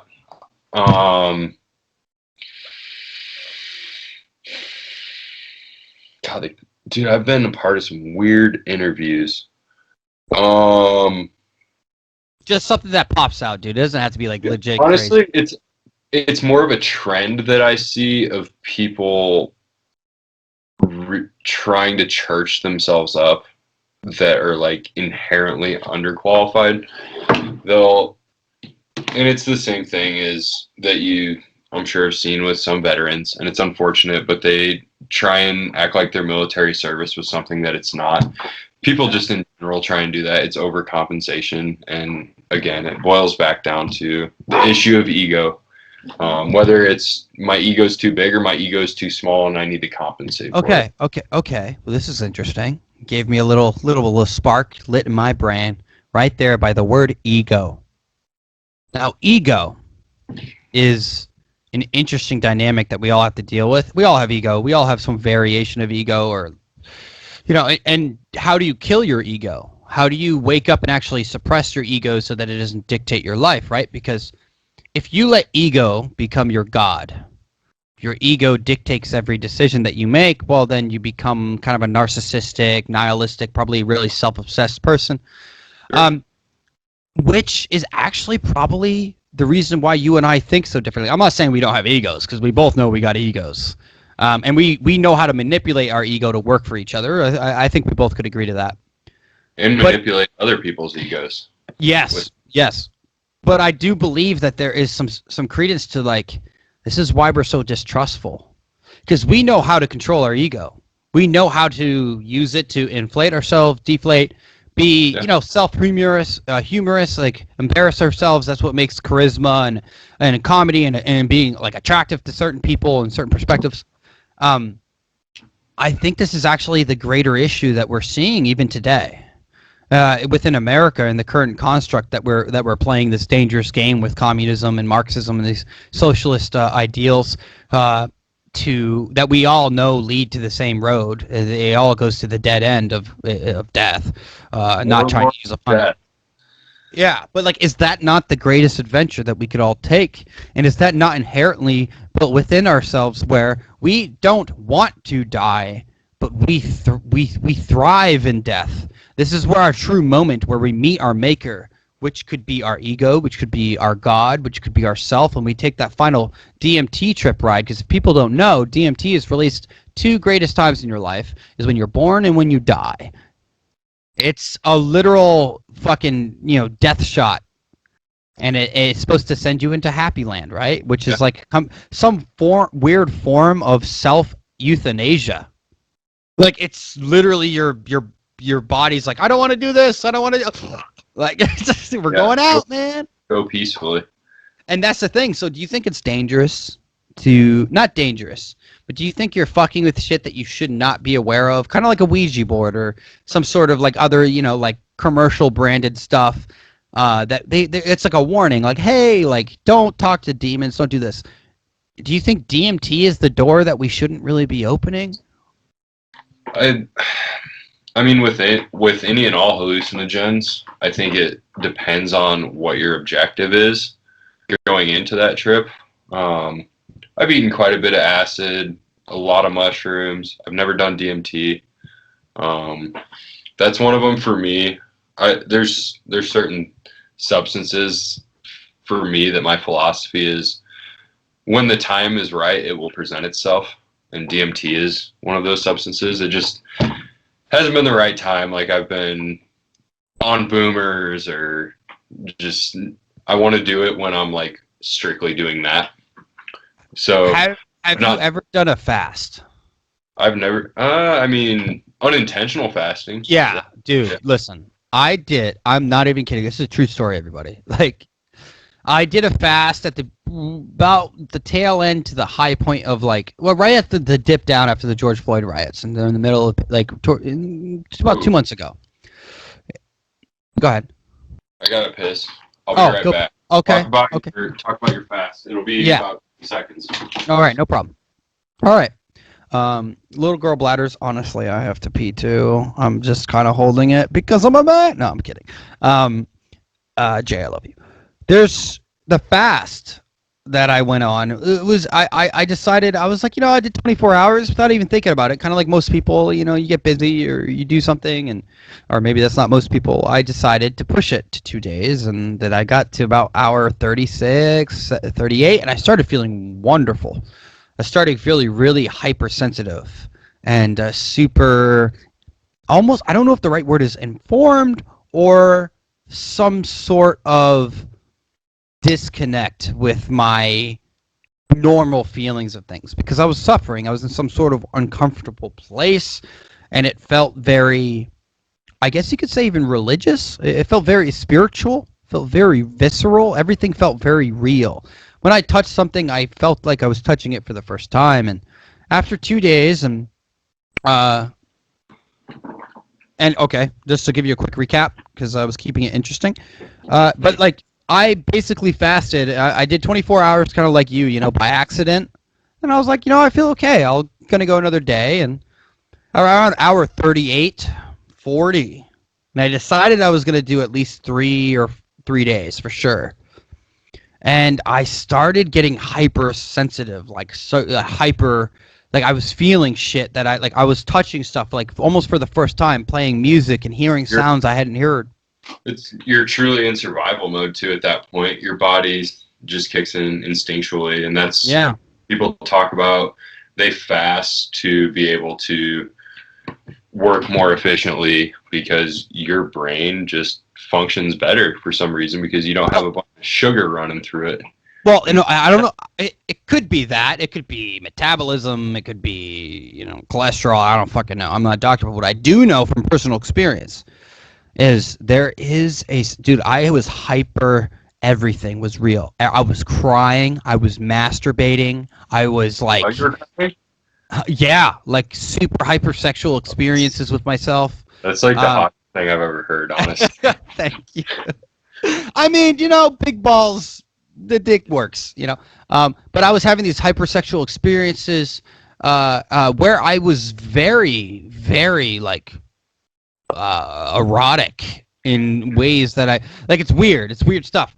But like then I've delved out of that, and then recently, like today, I didn't eat. I didn't eat in preparation for this. I made sure that I was a little bit more intense than usual because I was excited. I want to, and I think that's also plays a role in it. I wish I would have gone that route because I'll be honest. Well, this is the first podcast I've ever been on, so I was kind of nervous. Dude, so, like, can we all get in the comments and say Jay is just fucking killing it on his first podcast? Can we just get in the comments? I've just been getting fucked up the whole time because that's like my old faithful go-to. When I get nervous, I just get fucked up. So that's why weed's there. The first step in solving a problem is admitting there is one. So right. Yeah, here we are. Hello, world. Hello, world. But dude, listen, like, and this is the truth, man. Reaching outside of our comfortable, it controls ego. You're challenging yourself, and I wouldn't say necessarily maybe like a big challenge, but it's some sort of place that's uncomfortable. And I think that's really what I was getting at with my fast, is that I got to an uncomfortable place, and my mind had to adapt to be able to deal with the suffering. And life is suffering.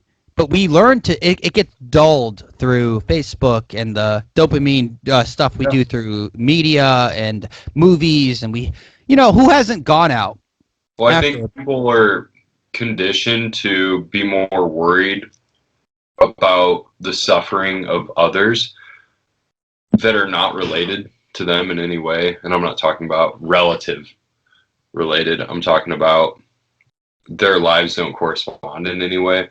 Oh shit! Instead of confronting their own issues and the own problems with their ego, I'd rather be outraged about this that I see on my computer than deal with my own shit. And I think that deep-seated unhappiness in a lot of people in our generation is why we have a lot of this unrest right now, is because people are incapable of accepting what they have become in their late 20s, early 30s, whatever it may be. And until people learn how to accept some responsibility and hold themselves accountable, then they're never going to be truly happy. And I think that's kind of what Jordan Peterson has really, get your house in order before you judge the world type of stuff. Yeah. And make your bed, motherfucker. Yeah. Listen, I am the last guy to make my bed, but goddamn. I'm pretty good at putting my laundry away and hanging my shirts up. I'm decent. Like, I'm an artist, okay? It is what it is. I'm a little bit of a messy person, but I also I enjoy a good deep clean. Like, once it's all clean, there's nothing better than a clean house, a clean room. Like, there's just something about you worked that 20% it took out of your day or whatever. I sleep better at night when there's no clothes on the floor in my bedroom. Yeah, that's called depression, dude. Okay? That's... Which, hey, that's why I take medication, Me too. But there's listen, man, like, I think there's like this there's this distance that we all want to feel from ourselves, right? Push things off, like, not deal with reality, not deal with certain aspects of ourselves that, like you said, we're not comfortable with. And the only way, and honestly, I will be listen, guys, I haven't said this on the podcast. This is a pure Zoobox interview, exclusive. Dude, I was in a dark fucking place when I moved to Alabama. I had $75 in my pocket. I was working for this guy at a horse barn getting paid fucking, like $8, $10 an hour to keep afloat. And it was a rough time, but like, dude, like, it was fucking wild. It was I met this guy named Cactus Jones. His dad was born in 1894. He was born in like 1964. Jesus. Like his dad was like 70 something years old or whatever when he was born. And I started like really thinking about this stuff, but I was in a dark fucking place. And all I had was my guitar, right? And I'm a fucking faggot. I'll admit. I'm gonna be the voice. Like I've heard 1,000 albums with this fucking backstory. Yeah, right. Thank you. Hey, man. All I had was my guitar. I was broke. So I wrote this track. When you write a song called Piss Factory, you will know what I'm talking about, okay? What's it Welcome like to dragging your balls across rock bottom for a while? Dude, it's one of these things like, listen, we've all been there in different points in our lives and different, like, we've all done it. And that's the thing is, though, that's really what I'm getting to is, like, I have never felt more alive than the unknown, the adventurer that is in all of us. You know, like, the adventurer, it's the thing that drives us as beings. Like, even like the stuff we were talking about with like the concave Earth or the hollow Earth theory and Admiral Byrd, it's the sense of adventure and the sense of that drives us as people. Like, what was the original description of university and college? To discover, to gain knowledge of the unknown from your own perspective, which has been completely manipulated and sent down some ideological indoctrination. It's all Rothschild, Carnegie College.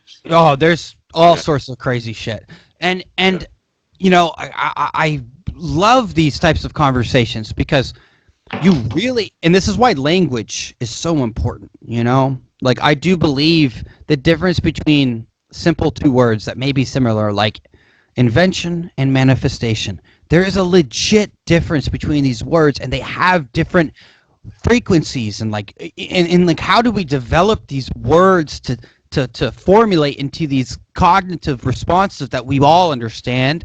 You know, it's unique. There has to be energy behind these words, which I've learned because I realize this. Like, we've all heard the famous term. Oh, I'm sorry, go ahead. Sorry. No, you go ahead. I cut you off. I broke the golden rule that you told me not to break when we started this. You're like, hey, let's try not to cut each other off during this. And you're on a ghost literally just opened your door. Go ahead. A ghost opened your door, by the way. I swear to God. Or a dog. There's actually 3 dogs. Hey, look at them. Yeah. Look at three dog blind or whatever, third dog blind, whatever that band is. Zeppelin before. Zeppelin used to hang around the building back in the day. Listen, if you have a dog named Zeppelin, you're automatically a rock and roller and you're a badass because that's awesome. I love Zeppelin. Oh, yeah, baby. Do you know how they got that name? Little tidbit of fun. Yeah, wasn't it the Queen at the time said they would, or somebody, I don't know who it was, said they would sink faster than a Led Zeppelin, which a Zeppelin is basically a modern day blimp. Which is floated by helium, right? Sure. But anyway, yeah. I've read things. I've seen Indiana Jones. Okay, I've seen these movies. But like I'm saying is there is a greater sense of discovery within each person, and when we go down these conspiracy holes, it's because death is the ultimate adventure, and that there is something that is driving us towards the inevitable end of it all. Do you think that the reason that people really want the answer is to know what happens after death? Do you think that that's the underlying? Because for me, it's not that way. I don't really think about death in that sense as like, oh, I wonder what's going to happen to me after I die. And maybe it's because I like don't research that stuff, or I'm not really religious at this point in my life. But for me, it's because I think that there's a devious plan at play, and my goal is to be able to, I guess, find a way to maybe expose it or even talk about it or be aware of it, because I want to be in control of the situation around me. But it's not about death for me personally.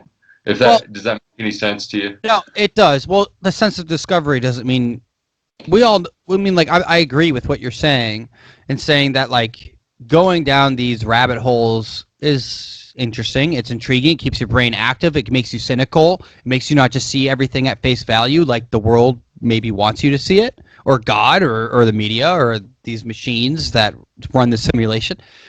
I guess a better way of saying it would be, I want to be able to make informed decisions for myself and help those around me make informed decisions is the reason that ultimately I guess I even care about any of this stuff, because I think where we're at right now, people think shit's crazy right now. They've seen nothing yet. I think 2 months from now, the United States of America is going to look extremely different than it does right now. What's your vision of like 2030, 2040? Well, I've read quite a bit about UN Agenda 21, UN Agenda 30, What's and that? I've never heard of that. Break that down. so they're basically one world government, new world order. This shit that's all been in place since basically JFK got assassinated, probably before that. And we're talking about George Bush Jr., all of the presidents basically from LBJ on up to Trump have been a part of the same group, and that's the same group slowly driving the boat towards a one world government. What would be the benefit, obviously, of a one world government, though? Because dissension is natural within the human order, and total control. Well, right, but dissension is Total normal. Control. You can have a small population and totally control everything. What would be the ideal number for a population, if you could think, for absolute control? I mean, Bill Gates has publicly talked about obviously depopulation over the years. If we do a good job with vaccines, then we can accomplish depopulation of 10% over the next 10 years. He's also talked about, I've heard him in TED Talks saying that if we want to save the planet, then we need to depopulate the world by 85 or 90%. So, damn. I guess for me, what's going to be really telling is how the vaccine thing is handled in a couple of months. The fact that they're going to try and roll a vaccine out to the government, to the American people and people around the world within however many months of a pandemic that they knew nothing about, just stinks to high heaven to me. So I think how that is handled is going to be telling on which direction this is going to go, and if all of this is bullshit and there is no greater agenda at play, or if it's actually going to happen, and that might be the time to make a stand. So do you believe, I guess this is an interesting question. So if there is these nefarious forces at work trying to manipulate populations and bring them down, or however you want to say, manipulation through movement and migration of people, so do you believe that if the congregation of man comes together to fight these forces, do you believe that's where the true power, do we still hold the power? Do we still, as the mob? Absolutely, we still hold the power.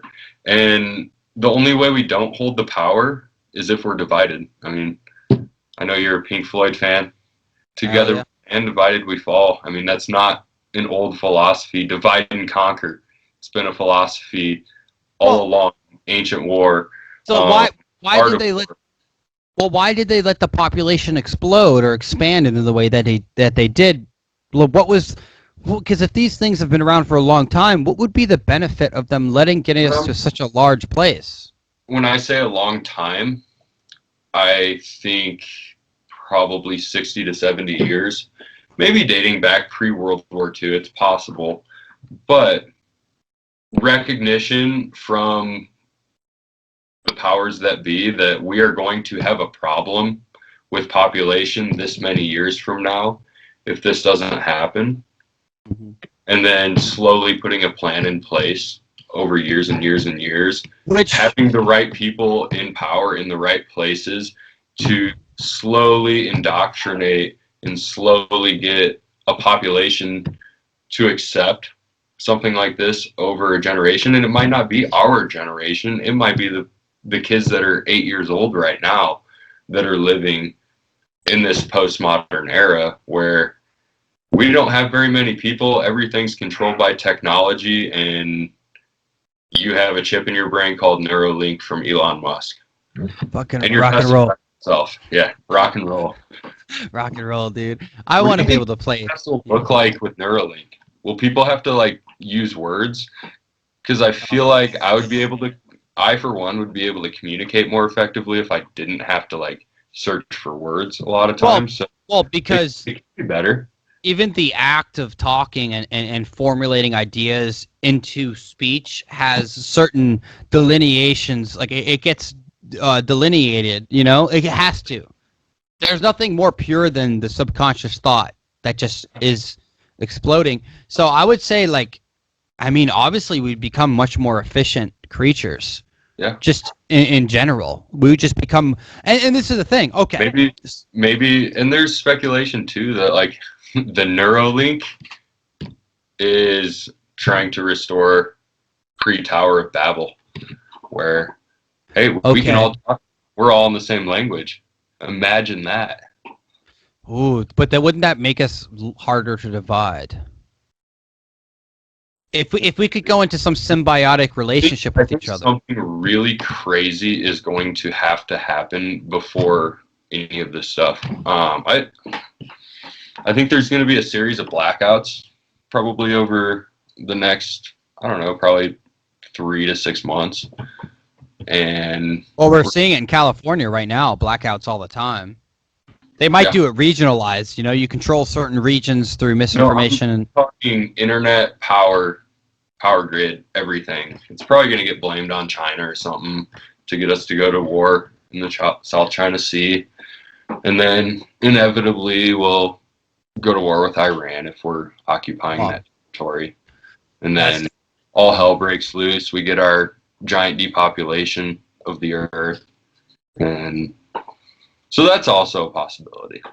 Ooh, okay. So do you think on a tribal, like, because like I said, psychologically we haven't evolved much. In my belief and from the research I've done, for roughly, you could even say 6,000. It's a long time. It's a considerable amount of time since we became conscious creatures. The tribalism that we've done is by, you know, by habit, because we had no other choice and to be introduced into groups of people that met larger groups of people and so on and so forth. So is war inevitable?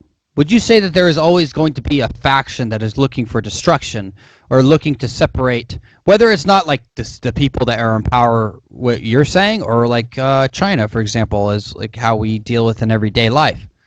Do you think there's always that perpetual motion of just destruction and death, or do you think we'll ever reach enlightenment, like maybe through Neuralink, where we don't need to have those arguments? All information is transferable through just technology. Not with this many people. I think as long as there's this many people that are this informed on Earth, there's going to be conflict and war. And especially when we talk about different languages, different races, different ideologies, there's always going to be conflict when you have people that are misinformed that fall into those different groups. I mean, we look at all over the Middle East, all over Africa, where we have failed states. What do we have? Warlords. Yep. We have gangs. And if Antifa has their way, if Communist China has their way, which I think is really who's pushing these current movements to defund and bring down America, bring down capitalism. If we have all of that group think taking place, then that's going to be a real issue. So is the benefit that, like, in your mind, do you think that the ascension that we feel, like you and I, like we're defiant by nature? Listen, I know you. I'm more agreeable than you are, like, for sure. You've seen that, like, no, I know you are, because I've been with you. I've been with you in those situations. I had a very hard time making up my mind when I was younger. I became better eventually, but like, you are definitely not as susceptible to indoctrination and manipulation as I was, especially in my younger days. I know that for sure. I mean, you're not that much older than me, are you? How old are you? 29. Oh yeah, I'm 28. So you're just better than me. Okay, you win. Yeah. I'm used to that. So. No, but there's definitely like I remember you being like, "Yo, dude, chill the fuck out. Like, dude, just shut up." Like, like I remember those moments where I'm like hyper there and you're like taking a nap, right? And you're like, "Fuck it." Like, and cuz you were smarter than me. You understood more than me through your experiences. But that situation was different too, though, because when you and I were introduced to each other in a very, very stressful environment, I had also been in the military for 4 years at that point, and I had been in for like a year. Yeah. Yeah, like I'd kind of been around the block a little bit and had dealt with that shit a little bit more. So. But yeah. still, it's like, hey, but like, hey, I'll call it like I see it, dude. I remember you doming that. I remember I think it was Nolan, when you just like drilled him in the face. Like you just drilled him from like, I don't know, probably 20 yards. Just like just killed him. And I'm over here and I can't hit the broadside of a barn. It was just, but you know what? Honestly, I have to give myself a little bit of credence that I survived somehow with all the how bad I was at it. And you, poor soul, having to put up with it. No, it was fun. It was fun. You know what? Dude, I think back sometimes to the night that we were both broken, truly, truly broken, and I remember just fighting those guys all night long. Oh, dude, I still get amped. And I remember like we got back after one of the runs, and like both of us were just in physical hard fights the entire time. And we were getting ready for another run, and we both like looked at each other. We were both just, like sobbing. We were like, "Let's fucking go!" Just like uncontrollable crying. Just dude, like it was legit two people. So, it was two people who. Well, it was me and you. Like people have to have context. Okay, listen. It was me and you versus 7 fresh guys almost every round. Like just brutal. Just there was no result. There was no way it was gonna like. Well, we'd been going for over 24 hours at that point too. Oh, I remember I was just totally exhausted. Yeah. God, I loved it. But like looking back, I'm so glad I suffered through it. We suffered through it together. It was great. It's fun. Fucking Heacock. Oh God, that son of a bitch, dude. I used to get sick every time he walked in the room, dude. I'd be like, "Fuck me, dude." One of the reasons that I'm incapable of feeling any emotions at this point in my life. It's all just been beaten out of me, and I don't know. I don't feel much. I've always been an emotional person. I think like an emotional in the sense of I try to have ethics and like morals, and like that is also can be a downfall of me. Like, and I'm not saying, and not that anybody else does. I'm just saying I attach to it. Like I've always been the guy that's like, hey, that's bullshit. Hey, that's fucking stupid. Why the fuck are we doing that? And I think the things that I do get emotional about are the things that I see as like a matter of principle.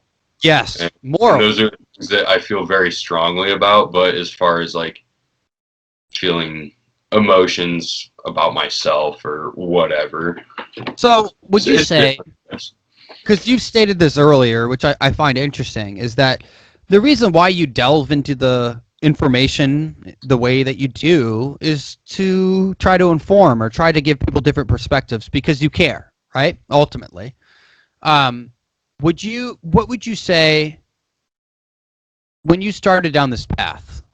Like you said 2010, I believe we were talking the other day, and what was the trigger? What was the thing that kind of popped you over that wall that we all have to get over to start questioning more of our sense of self, sense of reality? Or what was the thing that kind of popped you over? Was it Alex Jones? Was it 9/11 without a question?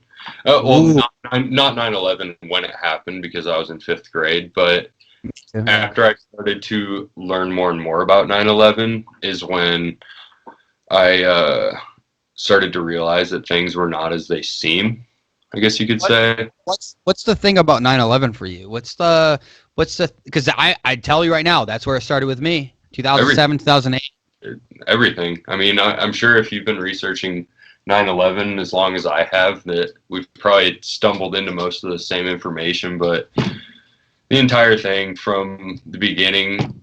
Not talking about Saudi Arabia's involvement, not talking about the money coming out of Israel for it, not talking about why these buildings actually collapsed in the first place, not talking about the bombs that were sub-level in all of those buildings, not talking about why Building 7 collapsed, not releasing footage of the plane flying into the side of a Pentagon that didn't make the hull of a plane, not talking about the flight that crashed in Pennsylvania with zero airplane debris whatsoever.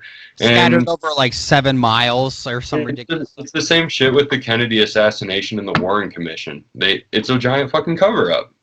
Oh, okay. And ironically, with the Kennedy assassination, the cover-up is coming from the same family, which is George Herbert Walker Bush, who was a part of the CIA secretly as an oil tycoon during the time of the Kennedy assassination. Ooh, you speaking truth, my man. Listen, guys, you guys all need to get into this. One of the last things I do want to talk about, just in interesting, talking about Mockingbird, and have you ever really looked into Charles Manson?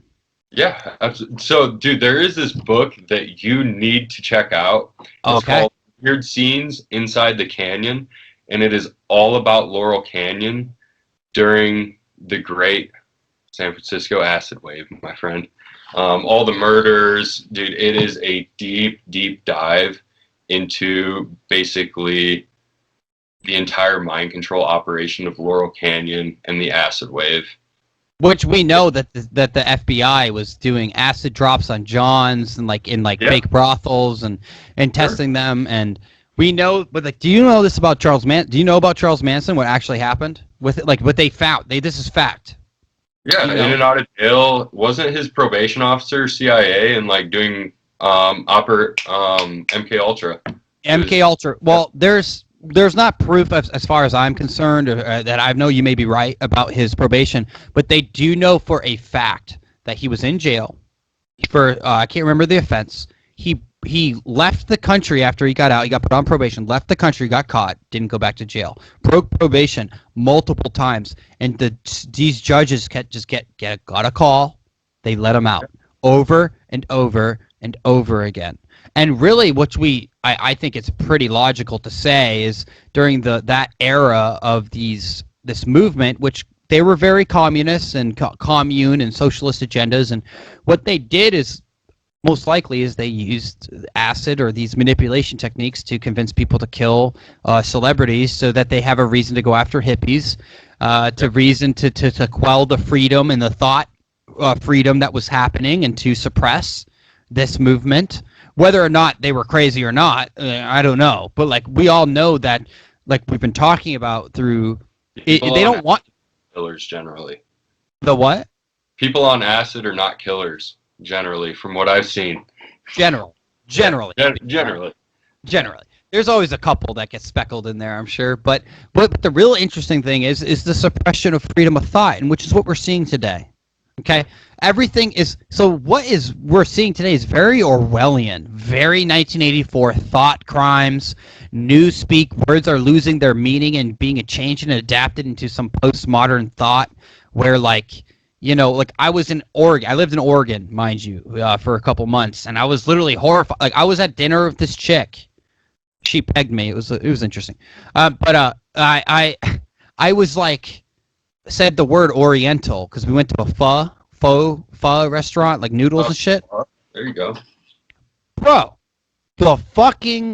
she was so upset that I used the word Oriental. And I was like, I'm so sorry. Like, she's like, that's so racist. And I'm like, intent should matter. Like, I was just, that's what I grew up, like, or food from the Orient and stuff. Yeah. But the thought crimes that we're seeing happening, so like you even questioning questioning the status quo is now considered a thought crime, which is, we know the definition of conspiracy theory was absolutely put in the mainstream media by the CIA and the FBI. Like it was propaganda to show the Kennedy assassination. Exactly. To make people question. And ultimately, that's most of the things that we're talking about that we're seeing in society today go back to that point in time. where that turn was made, because Kennedy was trying to abolish the Fed. Yeah. And we know that the Fed is privately owned, in fact, by a couple of families, the Rockefellers, the Rothschilds, the Kissingers, and those are the people that were in control of the FBI and the oil, along with some of our favorite presidents, especially in the Republican Party, it seems like. And that's what it kind of goes down to. So why? What we're seeing today. So you're saying basically World War II, end of World War II, we discovered something. Let's just say Admiral Byrd, right? So let's close it up with this. Yeah, Let's close it up because how long have we been doing? 2 hours, dude. We're just getting started, aren't we? Oh yeah. Yeah. But there's a Admiral Byrd discovers something. We realize that we have to not allow the main populace to know this information. And we've made certain deals, I'm sure, with these interdimensional, small gray, tall gray, all the grays. And we've made certain deals with them to continue our existence, right? Like, I would imagine that this is all about the perpetuation of our existence while controlling our framework of our mind, or however you want to say. So what, at the end of the day, population control, all this stuff, if you could tie it up into like a couple minutes or a minute, whatever you feel like is a good length of time, what is the end goal? Is the end goal to reach the pinnacle where, because like if you condense the population down to such a small amount where you can control and then expose them to this new information? Is this the end goal? Like, is it even nefarious? Is it just to be, okay, we realized in the 50s, late 50s, 40s, whatever, this is reality. We were all wrong. Socrates, Aristotle, all the greats were fucking dead wrong, and there's too many people to tell. There's too many people that would not be, it would be mass carnage. That very well could be, you know. I'd like to think that there wouldn't be a sinister plan in place just to tell people the truth. You know, when it comes to the truth, I don't think that there should be people hiding behind secrets. And if it boils down to eventually wanting to tell the truth, then I guess that's one thing. That's not what I believe to be going on. I guess what I think is the end state is probably to depopulate by a certain amount, get people to fight with each other, kill each other off at as massive a scale as they can possibly do. What I guess the question for me is, what group of people do they want to survive whatever event? Put my money on Americans. Well, and I'm talking about like inside of America, like what group of people would they want to survive? Like some cataclysms, major earthquakes, power outages, rioting, looting, purge style activities, which obviously most Americans wouldn't be taking part in that. But we know if there's a civil war at any point, what group would walk out on top of that pretty quickly, which is strange because everything that I'm reading out of the other side, they seem to think that like they would actually have a chance if they wanted to really, really cause chaos. Hopefully that doesn't ever happen. I don't ever want to see blood in the streets of America. But obviously if there's a certain point where people will take action if they need to. End goal, we didn't even get to talk about Project Bluebeam, which I think is kind of a shame. Go into it right now. Let's wrap it up with like, oh, good. Listen, dude, we got time, but hey, basically, like, let's. Project Bluebeam. This all started. There was this guy named Sarge Monast. He lived from 1945, died in 1996, and he disclosed a bunch of information that basically states that there is a secret this plan is above the government as we know it. And when we talk about the powers that be, we're not talking about Nancy Pelosi and Donald Trump and Chuck Schumer. When we talk about the powers that be, we're talking about the people that truly control the strings or pull the strings, the people that own the money everywhere in the world, basically. So this plan is basically saying that there's going to be a fake alien invasion using holograms all over the sky, everywhere around the earth.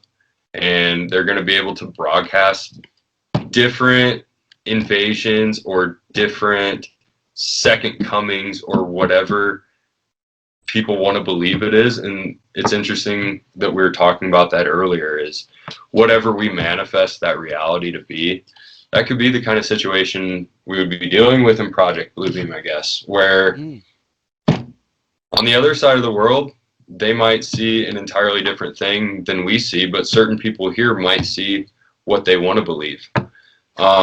Basically, this is saying that the goal is to collapse organized religions, and basically get everybody on panic and throughout the world, get them to accept the one world government. It's also known as the final act, which I think is also interesting. It's really interesting stuff. I can send you a link for a great article if you'd like to link that on the bottom. Yes.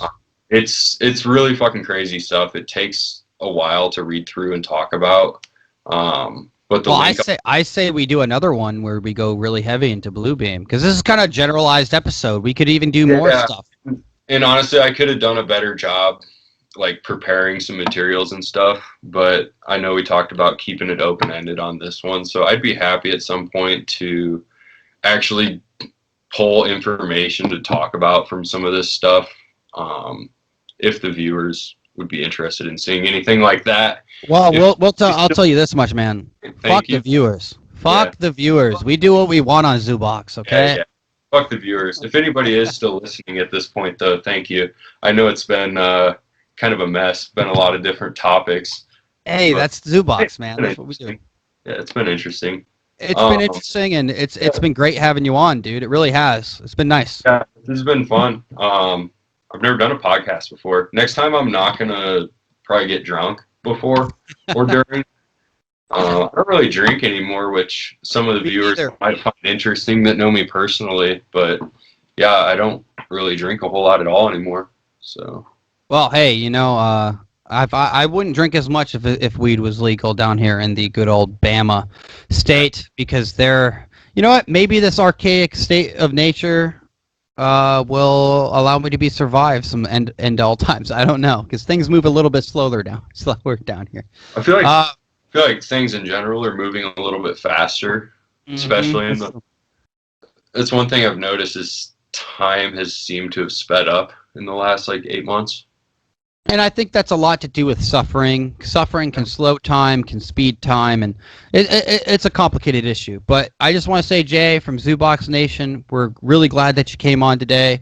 You know, I think these are the conversations that we should all have. We should all question, and we should always go look at the other side on anything. And nothing is too crazy for Zoobox. Nothing is too wild. We're out here. Listen, man. I don't know. What is your spirit animal? That's what I like to ask after every interview. What is your spirit animal? I haven't even thought about that. Instinct, man. Gut. What is it?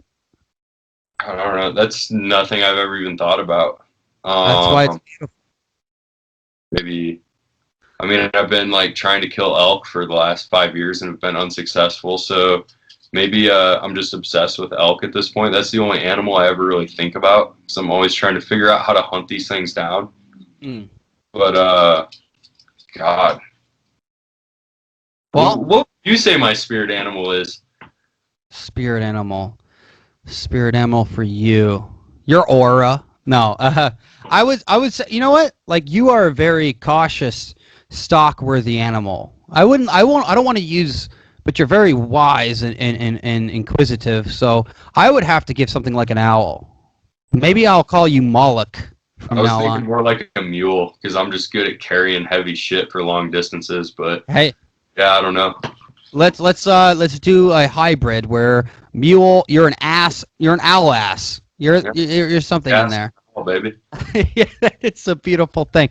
Well, thank you, Jay, for coming on. Everybody, go like, subscribe, comment, share with your friends. Don't hide this. put this out in the public. This information needs to get out there. All I can say is if you want to reach out to us, go to Zoobox Podcast on Facebook, Instagram, zooboxpodcast@gmail.com. And if you got questions, you want things answered, I will dive into it. You want to come on and be interviewed, we can talk about anything you want at any time. Listen, I'm a disabled veteran looking for a good time. I haven't been pegged in a while. Let's make it happen. Ladies and gentlemen, you have a good night. And Jay, last word, it's on you. Thanks everybody for listening, if you're still listening, and hope to be back soon and taking some more dives, because there's a lot of things we didn't even get into today, my friend. Rock and roll, baby. All right, Zoobox out.